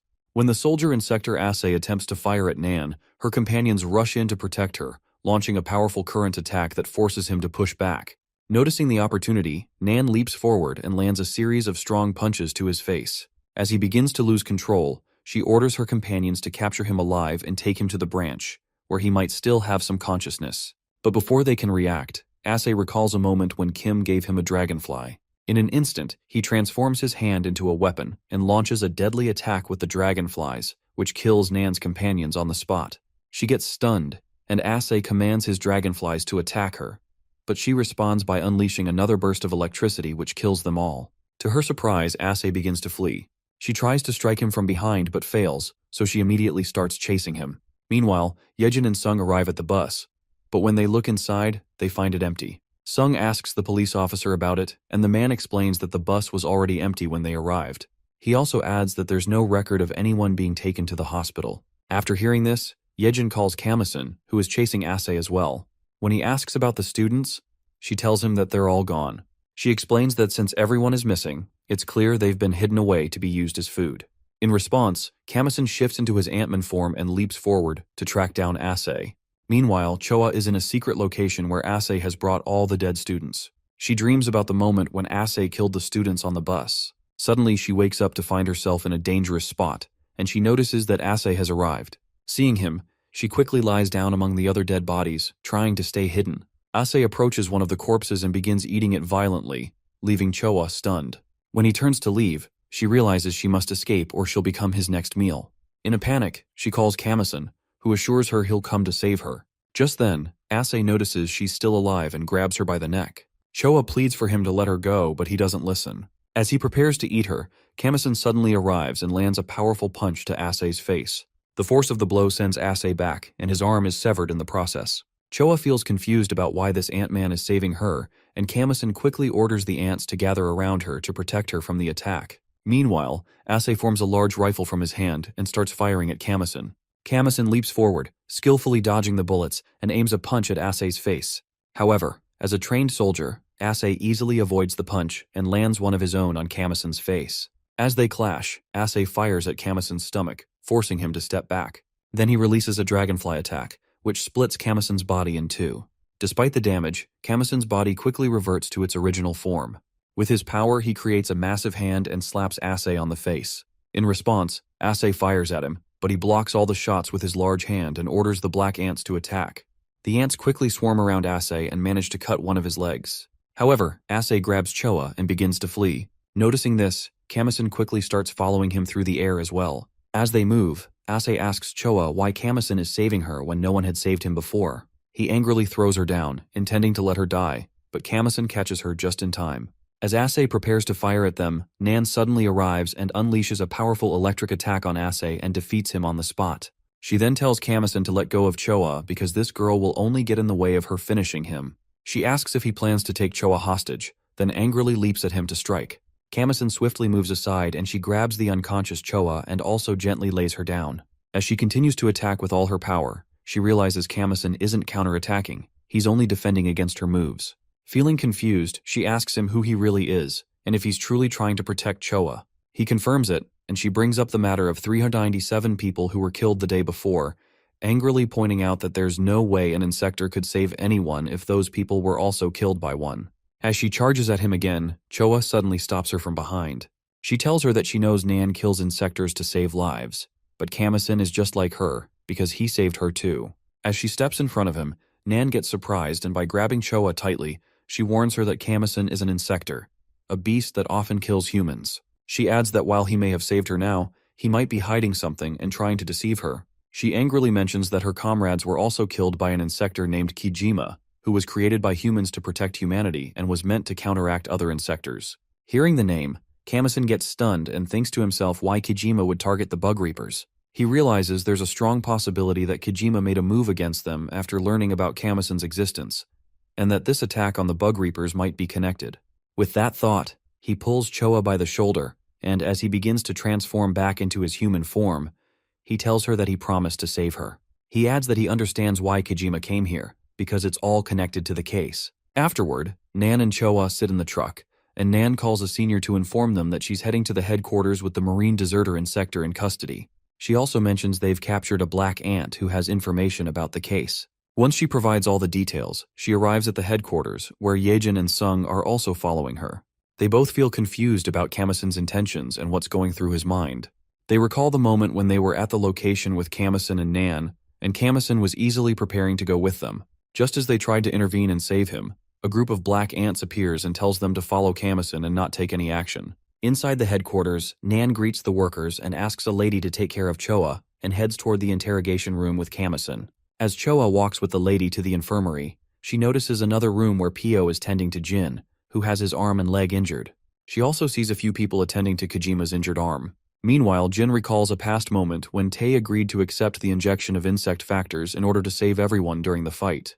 As he thinks about the situation, he feels guilty, believing everything is happening because of him. Noticing his distress, Pio reassures him that even with one arm and one leg, he will still be the strongest Bug Reaper. While they're talking, Pio receives a call that surprises him. He excuses himself by telling Jin he needs to step out for a smoke. He heads to Nan and asks about the student she brought. She explains that this person knows Kijima's goal and the Ant Castle project Pio had mentioned. She reveals that he's the first product of the Black Ant experiment.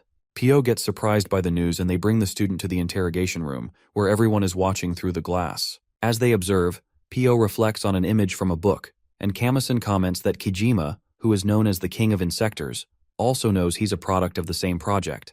Pio asks him if he's the same as Kijima, but Kamison rejects it, stating that while he doesn't have clear memories of his childhood, he understands the kind of being Kijima is.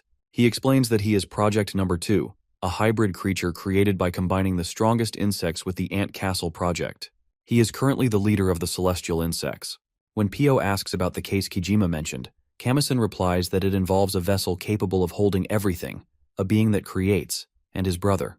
The others are surprised by this, and Pio asks if he can lead them to the location. Kamison says he has called someone who knows the exact place and manages it. Just then, a senior man named Kim enters the headquarters, causing the workers to look up in surprise. Kim tells them he's here to see Kamison, and by stepping into the room, he stands by the door. One of the workers loudly orders everyone to stand straight because the CEO is arriving.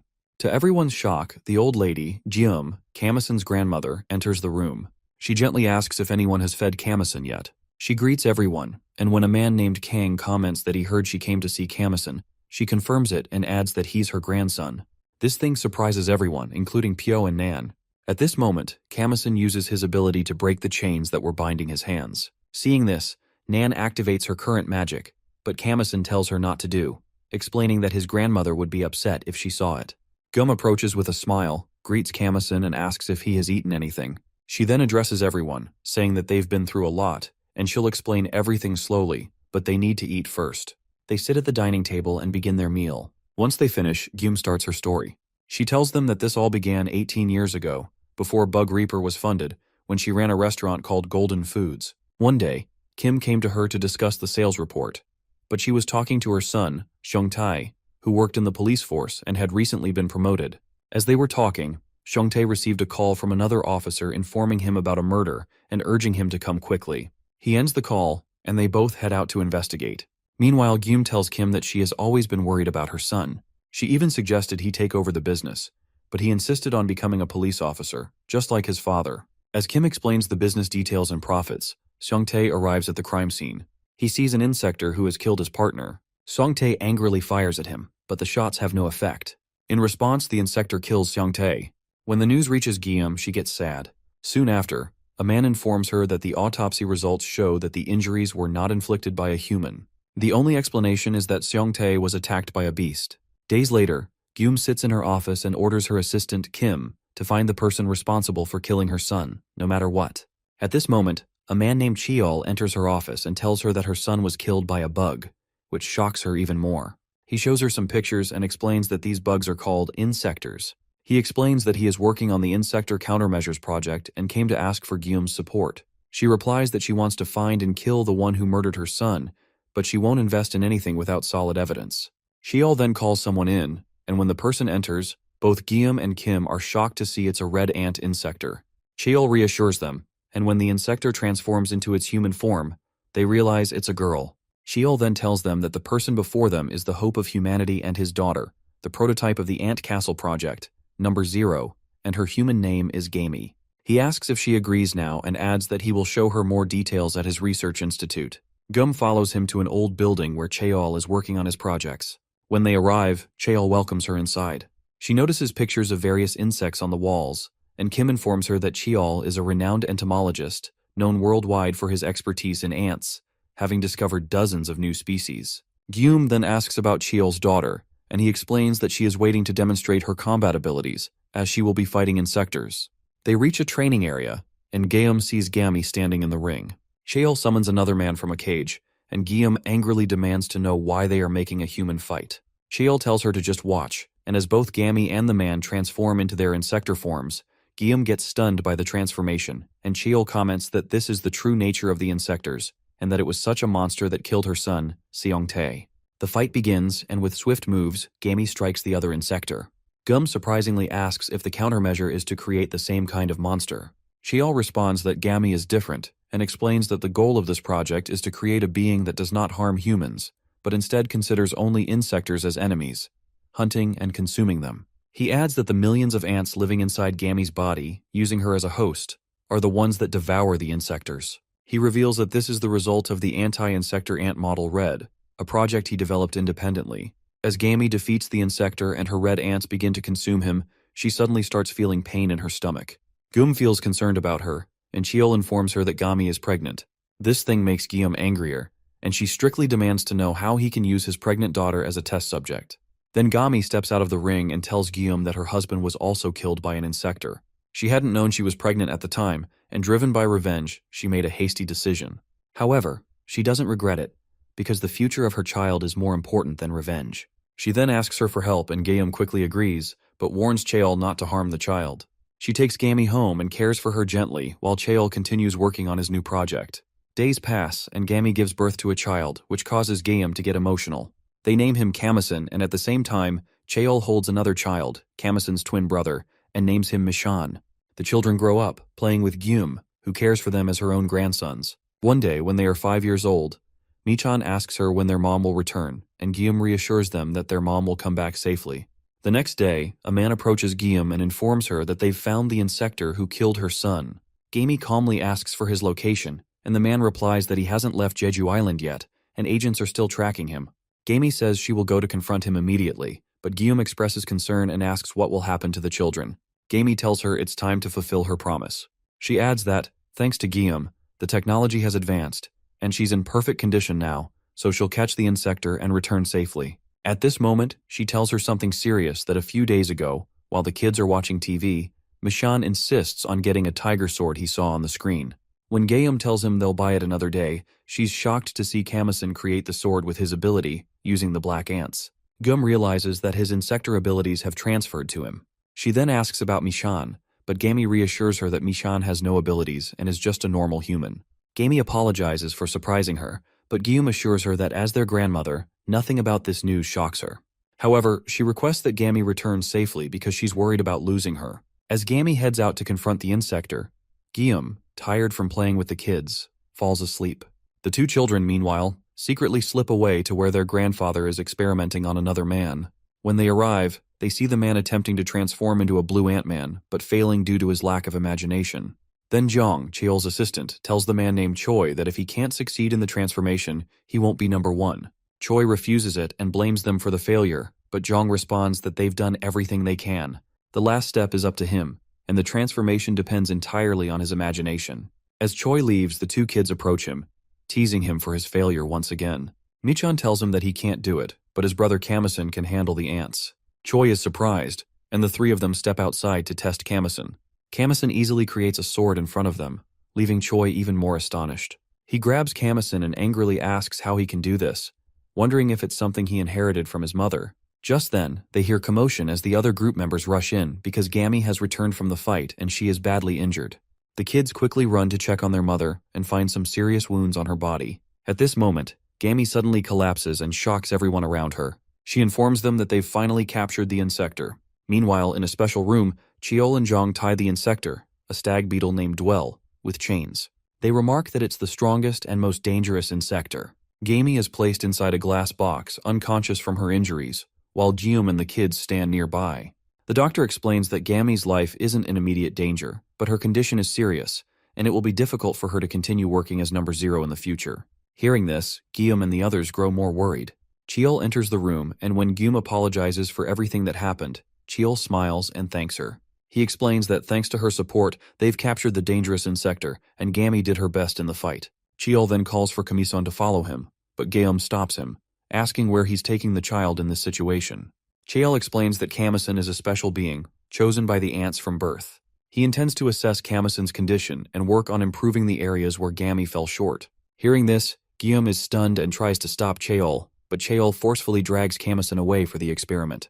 As Guillaume cries behind them, Michan comments that he once heard his grandfather tell Kamison that he's number 1. He adds that he wants to be number 1 too.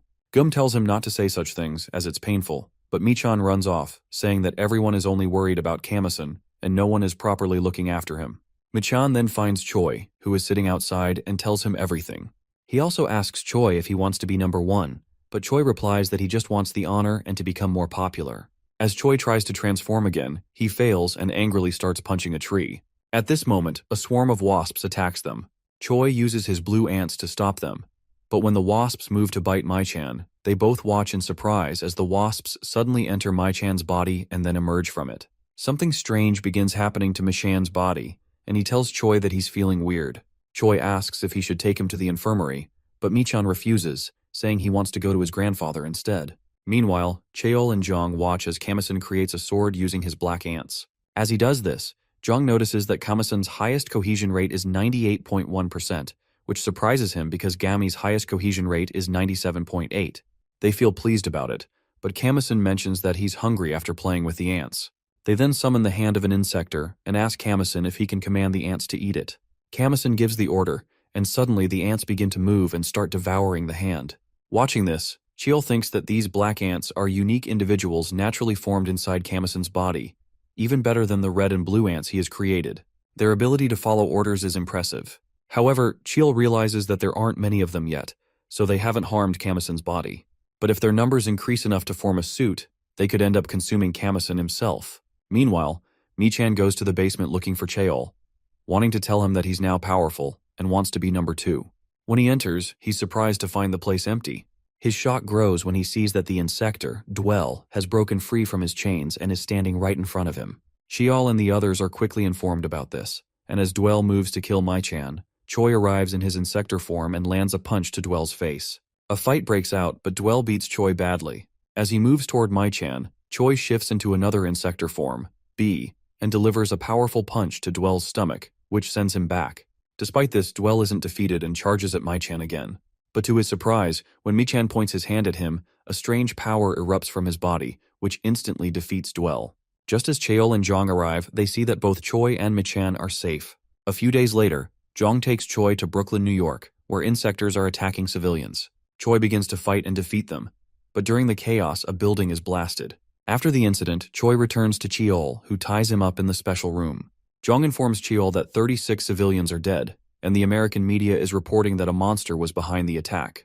Cheol tells Choi that he sent him to New York to eliminate the insectors, but instead, he ended up killing people. Calling him number 2, he asks if he sees himself as a hero or an insector. He feels troubled by the situation, but Choi remains calm. He explains that 2 months ago, after the Dwell incident, he was reborn, and his power has become so overwhelming that he can no longer control it. That's why this happened. Cheol responds that they don't need a hero who can't control his power. But Choi asks if the world doesn't need him now, and also questions what he will do without him, and whether he has confidence in that 5-year-old number 1. Meanwhile, Gammy is cooking a delicious meal at home and calls her kids to come and eat. Kamasan is excited to see the food, but asks sadly about his grandmother, who hasn't been around lately. Gammy recalls the moment when Guillaume left and reassures Kamasan that they will visit her next time. She also asks him to call Michan for dinner. When Kamasan goes to find his brother, he sees Michan talking with Cheol, and is telling him that he can now control insects freely, and with this power, he can make everyone stronger. He says he's also a hero. Cheol remembers something Jong had told him earlier, that Michan is like an insect net, able to absorb not only bugs, but also insectors into his body and transfer that power to humans. Hearing this, Cheol hugs Michan and sadly tells him that he is a failure, which causes Michan to get surprised. Later, while Kamasan is sleeping, Michan sneaks up to him and starts absorbing the black ants from his body because of jealousy. Kamasan screams in pain, and when Gammy hears him, she rushes in and slaps Michan for his actions. She tells him that if the ants keep entering their bodies, it could be dangerous, and she just wants him to stay normal. Michan disagrees, saying that everyone knows what his power is, but no one is happy about it. Just then, Cheol arrives and, seeing Michan's rude behavior, decides to take him with him. He announces that Michan has the ability to absorb and release the power of insects, and he has been deemed a dangerous threat. He adds that until they can determine the proper treatment, Michan will be placed in quarantine. Hearing this, Michan feels bad and mutters that he's not a failure, as he's the only one who has truly succeeded. A few days later, Gammy visits her father and asks what will happen to Michan, as it's been 2 weeks. Kale responds that he has calculated it many times, but Michan will one day cause the destruction of humanity. As they talk, Choi overhears them, and suddenly they sense something strange coming from Michan's cage. Gammy quickly heads in that direction. Meanwhile, Michan summons several insectors, causing chaos in the area. He uses his powers to kill 2 people. When Gammy arrives, she's shocked by the scene, but reassures Michan that she will save him. Before she can act, the insectors attack her. When Michan tells her to accept him, she transforms into her insector form and fights off the other insectors. As she defeats them, she tells Michan that she is his mother, and that she will always accept him. She gently hugs him, and by apologizing for hurting him, she asks him to stop all of this. As she speaks, the bee insector suddenly thrusts its hand into Gammy's stomach from behind, which shocks both her and Michan. He angrily orders the insector to back off. Just then, Choi arrives, and together, they defeat the bee insector on the spot. Afterward, Michan starts crying as he sees his mother lying on the ground. Kaol arrives, and by aiming a gun at Michan, he orders him to step away from Gammy. As he prepares to shoot, Choi pulls him back and asks what he's doing. Cheol demands him to stay out of it, and threatens to dispose of him as well. But Choi laughs and tells him to do what he wants. Then Cheol pulls out a remote and tells him that if that's the case, he'll dispose of him first. As he prepares to press the button, Choi suddenly leaps at him, grabs him by the neck and asks if he planted a bomb in his body. Cheol confirms it, and Michan recalls a previous conversation with Choi, where Choi mentioned that Michan's presence had awakened him into a powerful insector. Just as Cheol presses the button, something strange happens to Choi's body. Cheol explains that he had planted a new queen blue ant inside him and had just activated the attack order with the detonator. As Choi's Insector form begins to melt, Michan steps in and uses his powerful ability. When the dust settles, Cheol feels relief and thinks that the danger is over. But to his shock, Choi is not defeated. Instead, he grows stronger, turning into a monstrous form. Meanwhile, Michan is not in his senses. Cheol surprisingly asks if Choi has turned into a monster, and Michan clarifies that Choi has simply awakened for real. As Choi moves closer and prepares to punch Cheol, Gami steps in and blocks his punch with some effort. Meanwhile, as Kamison is exhausted from searching for his mother, Choi lands a punch on Gami and sends her back. Cheol quickly tells her that he has a plan and urges her to go upstairs, take Kamison with her, and run. Gami insists that she can't leave without Michan, but Cheol replies that Michan is gone and no longer conscious of what's happening.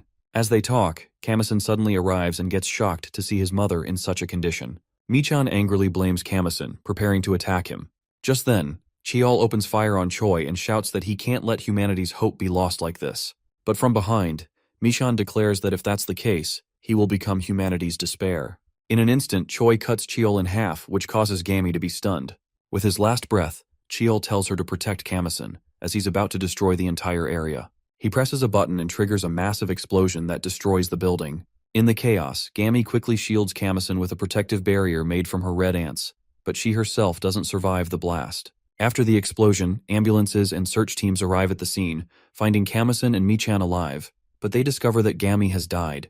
Kamison is then rushed to the hospital, where Guillaume anxiously asks Zhang about his condition. Zhang places some photos of Choi and Gami in the book and assures Guillaume that Kamison has no injuries. He also informs her that Gami has passed away. When Guillaume asks about Michan, he explains that Michan is currently being held in an underground facility on the outskirts of Seoul. Guillaume apologizes to him that Michan's situation will leave him unemployed, but she has plans for the future. However, Zhang rejects her offer, explaining that as Cheol's assistant, he shares responsibility for the research and will now take care of Michan in the underground facility. Then Guillaume takes Kamison to the graves of his mother and grandfather, telling him that from now on, she will care for him like a grandmother.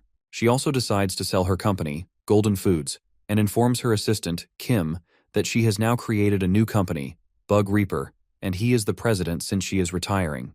Now in the present, Guillaume sits with Pio and the others, explaining how the Bug Reaper came to be.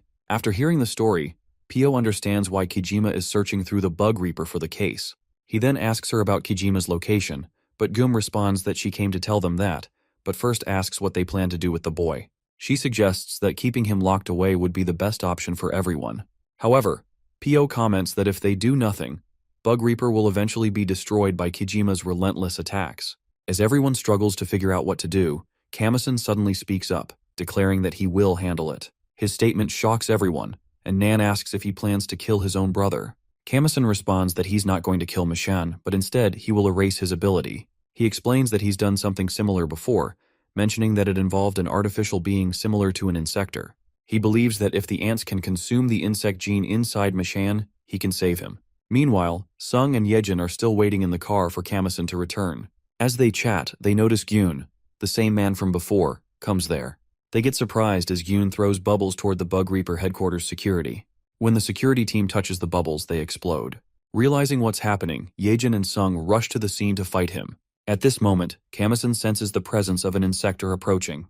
A voice announces that an insector is destroying the outer wall of the headquarters, and 2 more insectors are standing nearby. As everyone prepares to fight, Kamison reassures Pio that the other 2 insectors are his friends. He tells Pio to bring the grandmother to Michan, and he himself will join them afterward. Meanwhile, Gun confronts Yejin and Sung, asking about their third companion. He also brings up the proposal he made to them earlier. The 2 reject it once again and firmly demand to know why he's here. Gyun responds that he's come to retrieve Kojima's lost arm and confirm the existence of the case. Both Yejin and Sung are confused, and Gyun adds that, aside from him, the entire Hexagon organization is on standby, ready to raid every Bug Reaper base in search of the case. At this moment, some of the group members rush in to fight Gyun, but he calmly remarks that he needs to finish his task quickly, as he hates being late for work.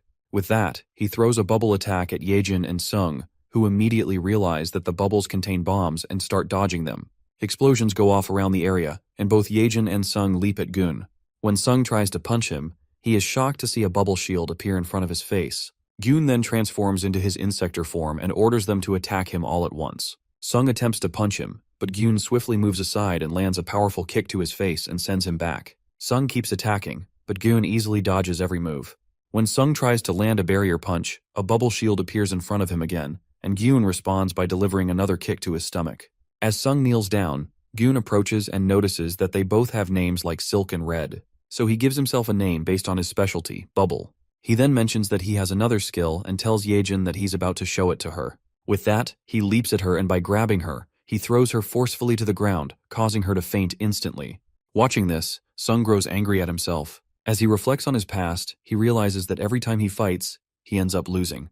He thinks about the medals he once earned, and understands that his current situation is a result of the shelter he now belongs to. Thinking that, he suddenly breaks his own shelter and throws it aside. Meanwhile, Gyun prepares to deliver a leap attack to the unconscious Yejin. Just as he's about to strike, a swarm of ladybugs appears, pushing Yejin out of harm's way. Feeling confused, Gyun looks back and sees Sung standing there, now in his new Insector form. His body is looking stronger than before. Sung carefully places Yejin to the side and seriously declares that he's going to end this with a knockout. He recalls a conversation from the past when he asked Hannah if eating larvae really made them stronger. She confirmed it and even offered him one, but he refused because he wanted to become stronger through his own strength. She explained that the larvae were like drugs, temporarily granting power without the need for desire. However, once their desire for power reached its peak, they would shed their restraints, triggering what she called the Second Awakening. Thinking about this, Sung feels his body become lighter, and with newfound strength, he charges into battle with Gyun. Meanwhile, Yejin wakes up and is shocked to see Sung fighting the monster. As Gyun tries to kick him, an automatic shield blocks the attack.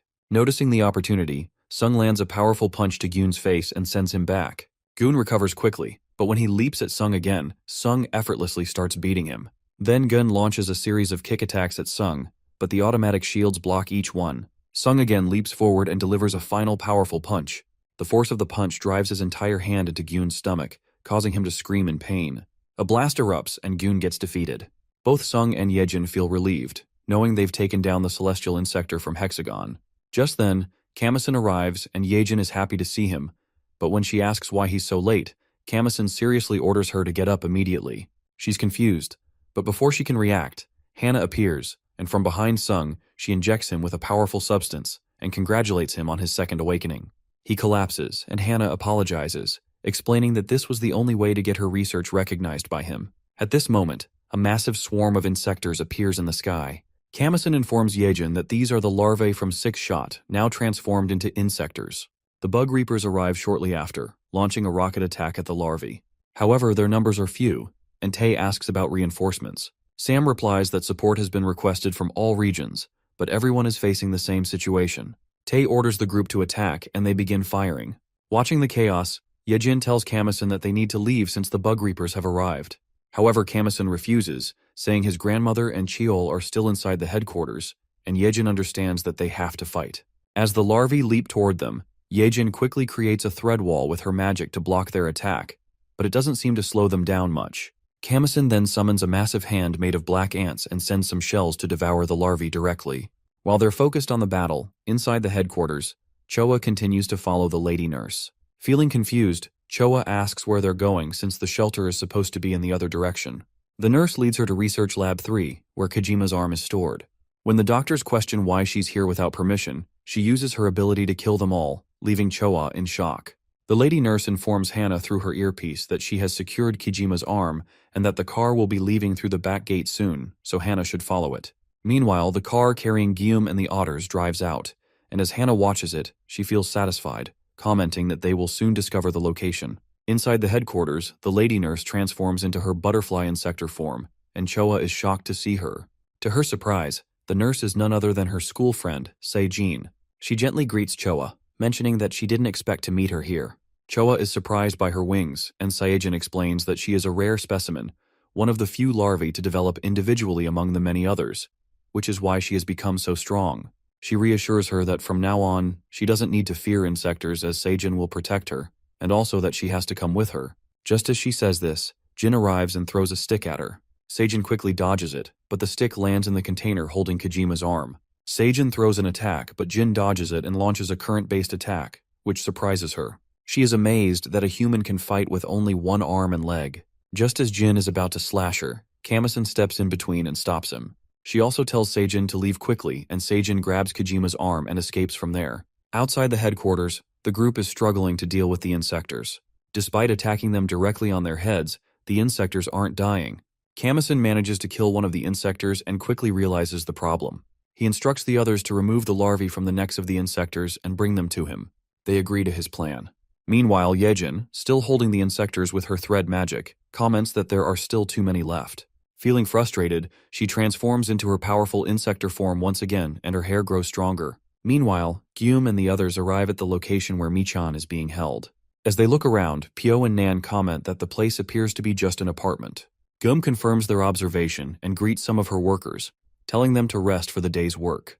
When Pyo remarks that there's nothing here, Gyum tells them to wait a moment. She and Kim place their badges on the ground, and suddenly the ground slides open and reveals a hidden passage. Underground, Michan, tied to a chair, informs Jong that someone is approaching. Meanwhile, Seijin arrives at the secret location where Kojima is staying, and respectfully hands him his arm. Kojima attaches his arm back and assures Saejin that he will spare her life, ordering her to lead him to the location of the case. Back at the hidden place, Guillaume and the others descend, where Pyo and Nan are surprised to find a hidden area beneath the apartment. Guillaume comments that this is the first time she's seeing it herself and apologizes for the inconvenience. As she explains the situation, they continue downward. Kim tells them to take the elevator further down, assuring them he will come once Kamison arrives. They agree, and when they reach the bottom, Jung greets them and thanks Guillaume for her help during this time. He then leads them to the room where Michan is being held. Meanwhile, Yejin eliminates all the Insectors and orders Kamison to consume the larvae falling from them. The ant shelters quickly devour them, and when Kamison commands them to regroup on his body, he transforms into a powerful antman, which surprises Yejin. He instructs her to follow him and moves swiftly. Yejin uses her thread magic to grab Sung and follows him. The Bug Reapers watch in surprise as they see the Insectors defeated and the group escaping. Suddenly, Sam informs Tae that the Insectors are coming back to life in human form. Meanwhile, Gyum feels emotional as Michan asks why she's so late. She gently apologizes, and Michan then asks if she brought others with her to kill him. Gum quickly denies it, explaining that the people with her are employees of the company he founded, and they are not here to harm him. She also informs him that Kamison is on his way and might be able to help him. Michan laughs and asks how a person with nothing but ants in his body could fix him. He adds that even though Uncle Choi tried many times to rid him of this cursed ability, he never succeeded. He firmly states that he has lived for 11 years chained up in a room, and even if the world changes, he refuses to be freed. As they talk, the wall suddenly breaks, and Kijima, Choi, enters who throws Kim in front of them. They are shocked to see this, and when Pyo leaps to attack, Kijima slashes with his hand, causing a huge blast. Pyo spits out blood, and they are stunned to see Guillaume also faint from the serious injury. At this moment, Kamison is on his way, and when he senses something bad has happened to his grandmother, he leaps forward quickly. Meanwhile, as Pyo continues to fight, Kijima suddenly attempts to punch him. Pyo dodges it, and when the punch is aimed at Michan, Kijima stops it just in time. Then Jong arrives with a robot that grabs Kijima in its arms. Pyo and Nan quickly launch a current attack at Kijima. Jong orders Pyo and Nan to leave immediately, and they escape, carrying Gyum and Kim. From behind, Jong comments that it's time to use Cheol's method. As he reaches for the button to destroy Kijima, Hana suddenly appears and stops his hand. At this moment, Michan is freed from his chains by Hana. Using his power, he transforms Jong into an Insector, which surprises Hana as well. Meanwhile, as Pyo and Nan exit, Nan tells him to take Guillaume and Kim to the hospital while she stays behind to fight Kijima. Suddenly, Michan emerges from the underground and asks about his grandmother's condition. As he speaks, he launches an attack at them, but they quickly dodge, and the attack collides with a bird. The bird transforms into an Insector and starts attacking Pyo and the others. When Guillaume falls from Nan's arms and the bird Insector prepares to attack her, Kamison arrives and kills it on the spot. Seeing Kamison's red form, Michan realizes he is the same as the mother. Kamison approaches Guillaume, ordering Nan and Pyo to take her and leave immediately while he stays behind to kill Michan. At this moment, Kijima leaps at him to attack, but Kamison dodges and they both engage in a serious battle with their powers. Kamison initially gains the upper hand, but his attacks don't seem to affect Kijima. Then Kijima counters with a powerful slash, and Kamison manages to dodge it, but the slash cuts through the entire building. Kamison grabs Kijima by his horns, but Kijima punches him and sends him crashing into another building. Kijima continues with more attacks and throws him to the ground. Doing this, he comments that he once wanted to become a hero and take his mother Gami's place, but he failed. He vows not to let Kamison become a hero either. He then slashes and cuts Kamison's head, but to his surprise, Kamasen's human head emerges from the severed neck. As Kojima prepares to strike again, Kamasen quickly forms a sword from black ants and thrusts it into Kojima's stomach, ordering the ants to devour him. The ants obey, and Kamasen feels relief. However, he is shocked to see that the ants have only eaten Kojima's half-armor. At this moment, Kamasen is unable to move, and as Kojima prepares to deliver the final blow, Michan suddenly appears between them and stops Kojima's hand. Gripping Kojima's arm, he uses his powers, commenting that it's time to end this. He absorbs all the negative power from Kojima and defeats him. Then he turns to Kamasen, holding the sword that he had made for him when they were children. He suddenly drives the sword into Kamasen's stomach. Placing his hand on his neck, he declares that now he will take all of his power as well.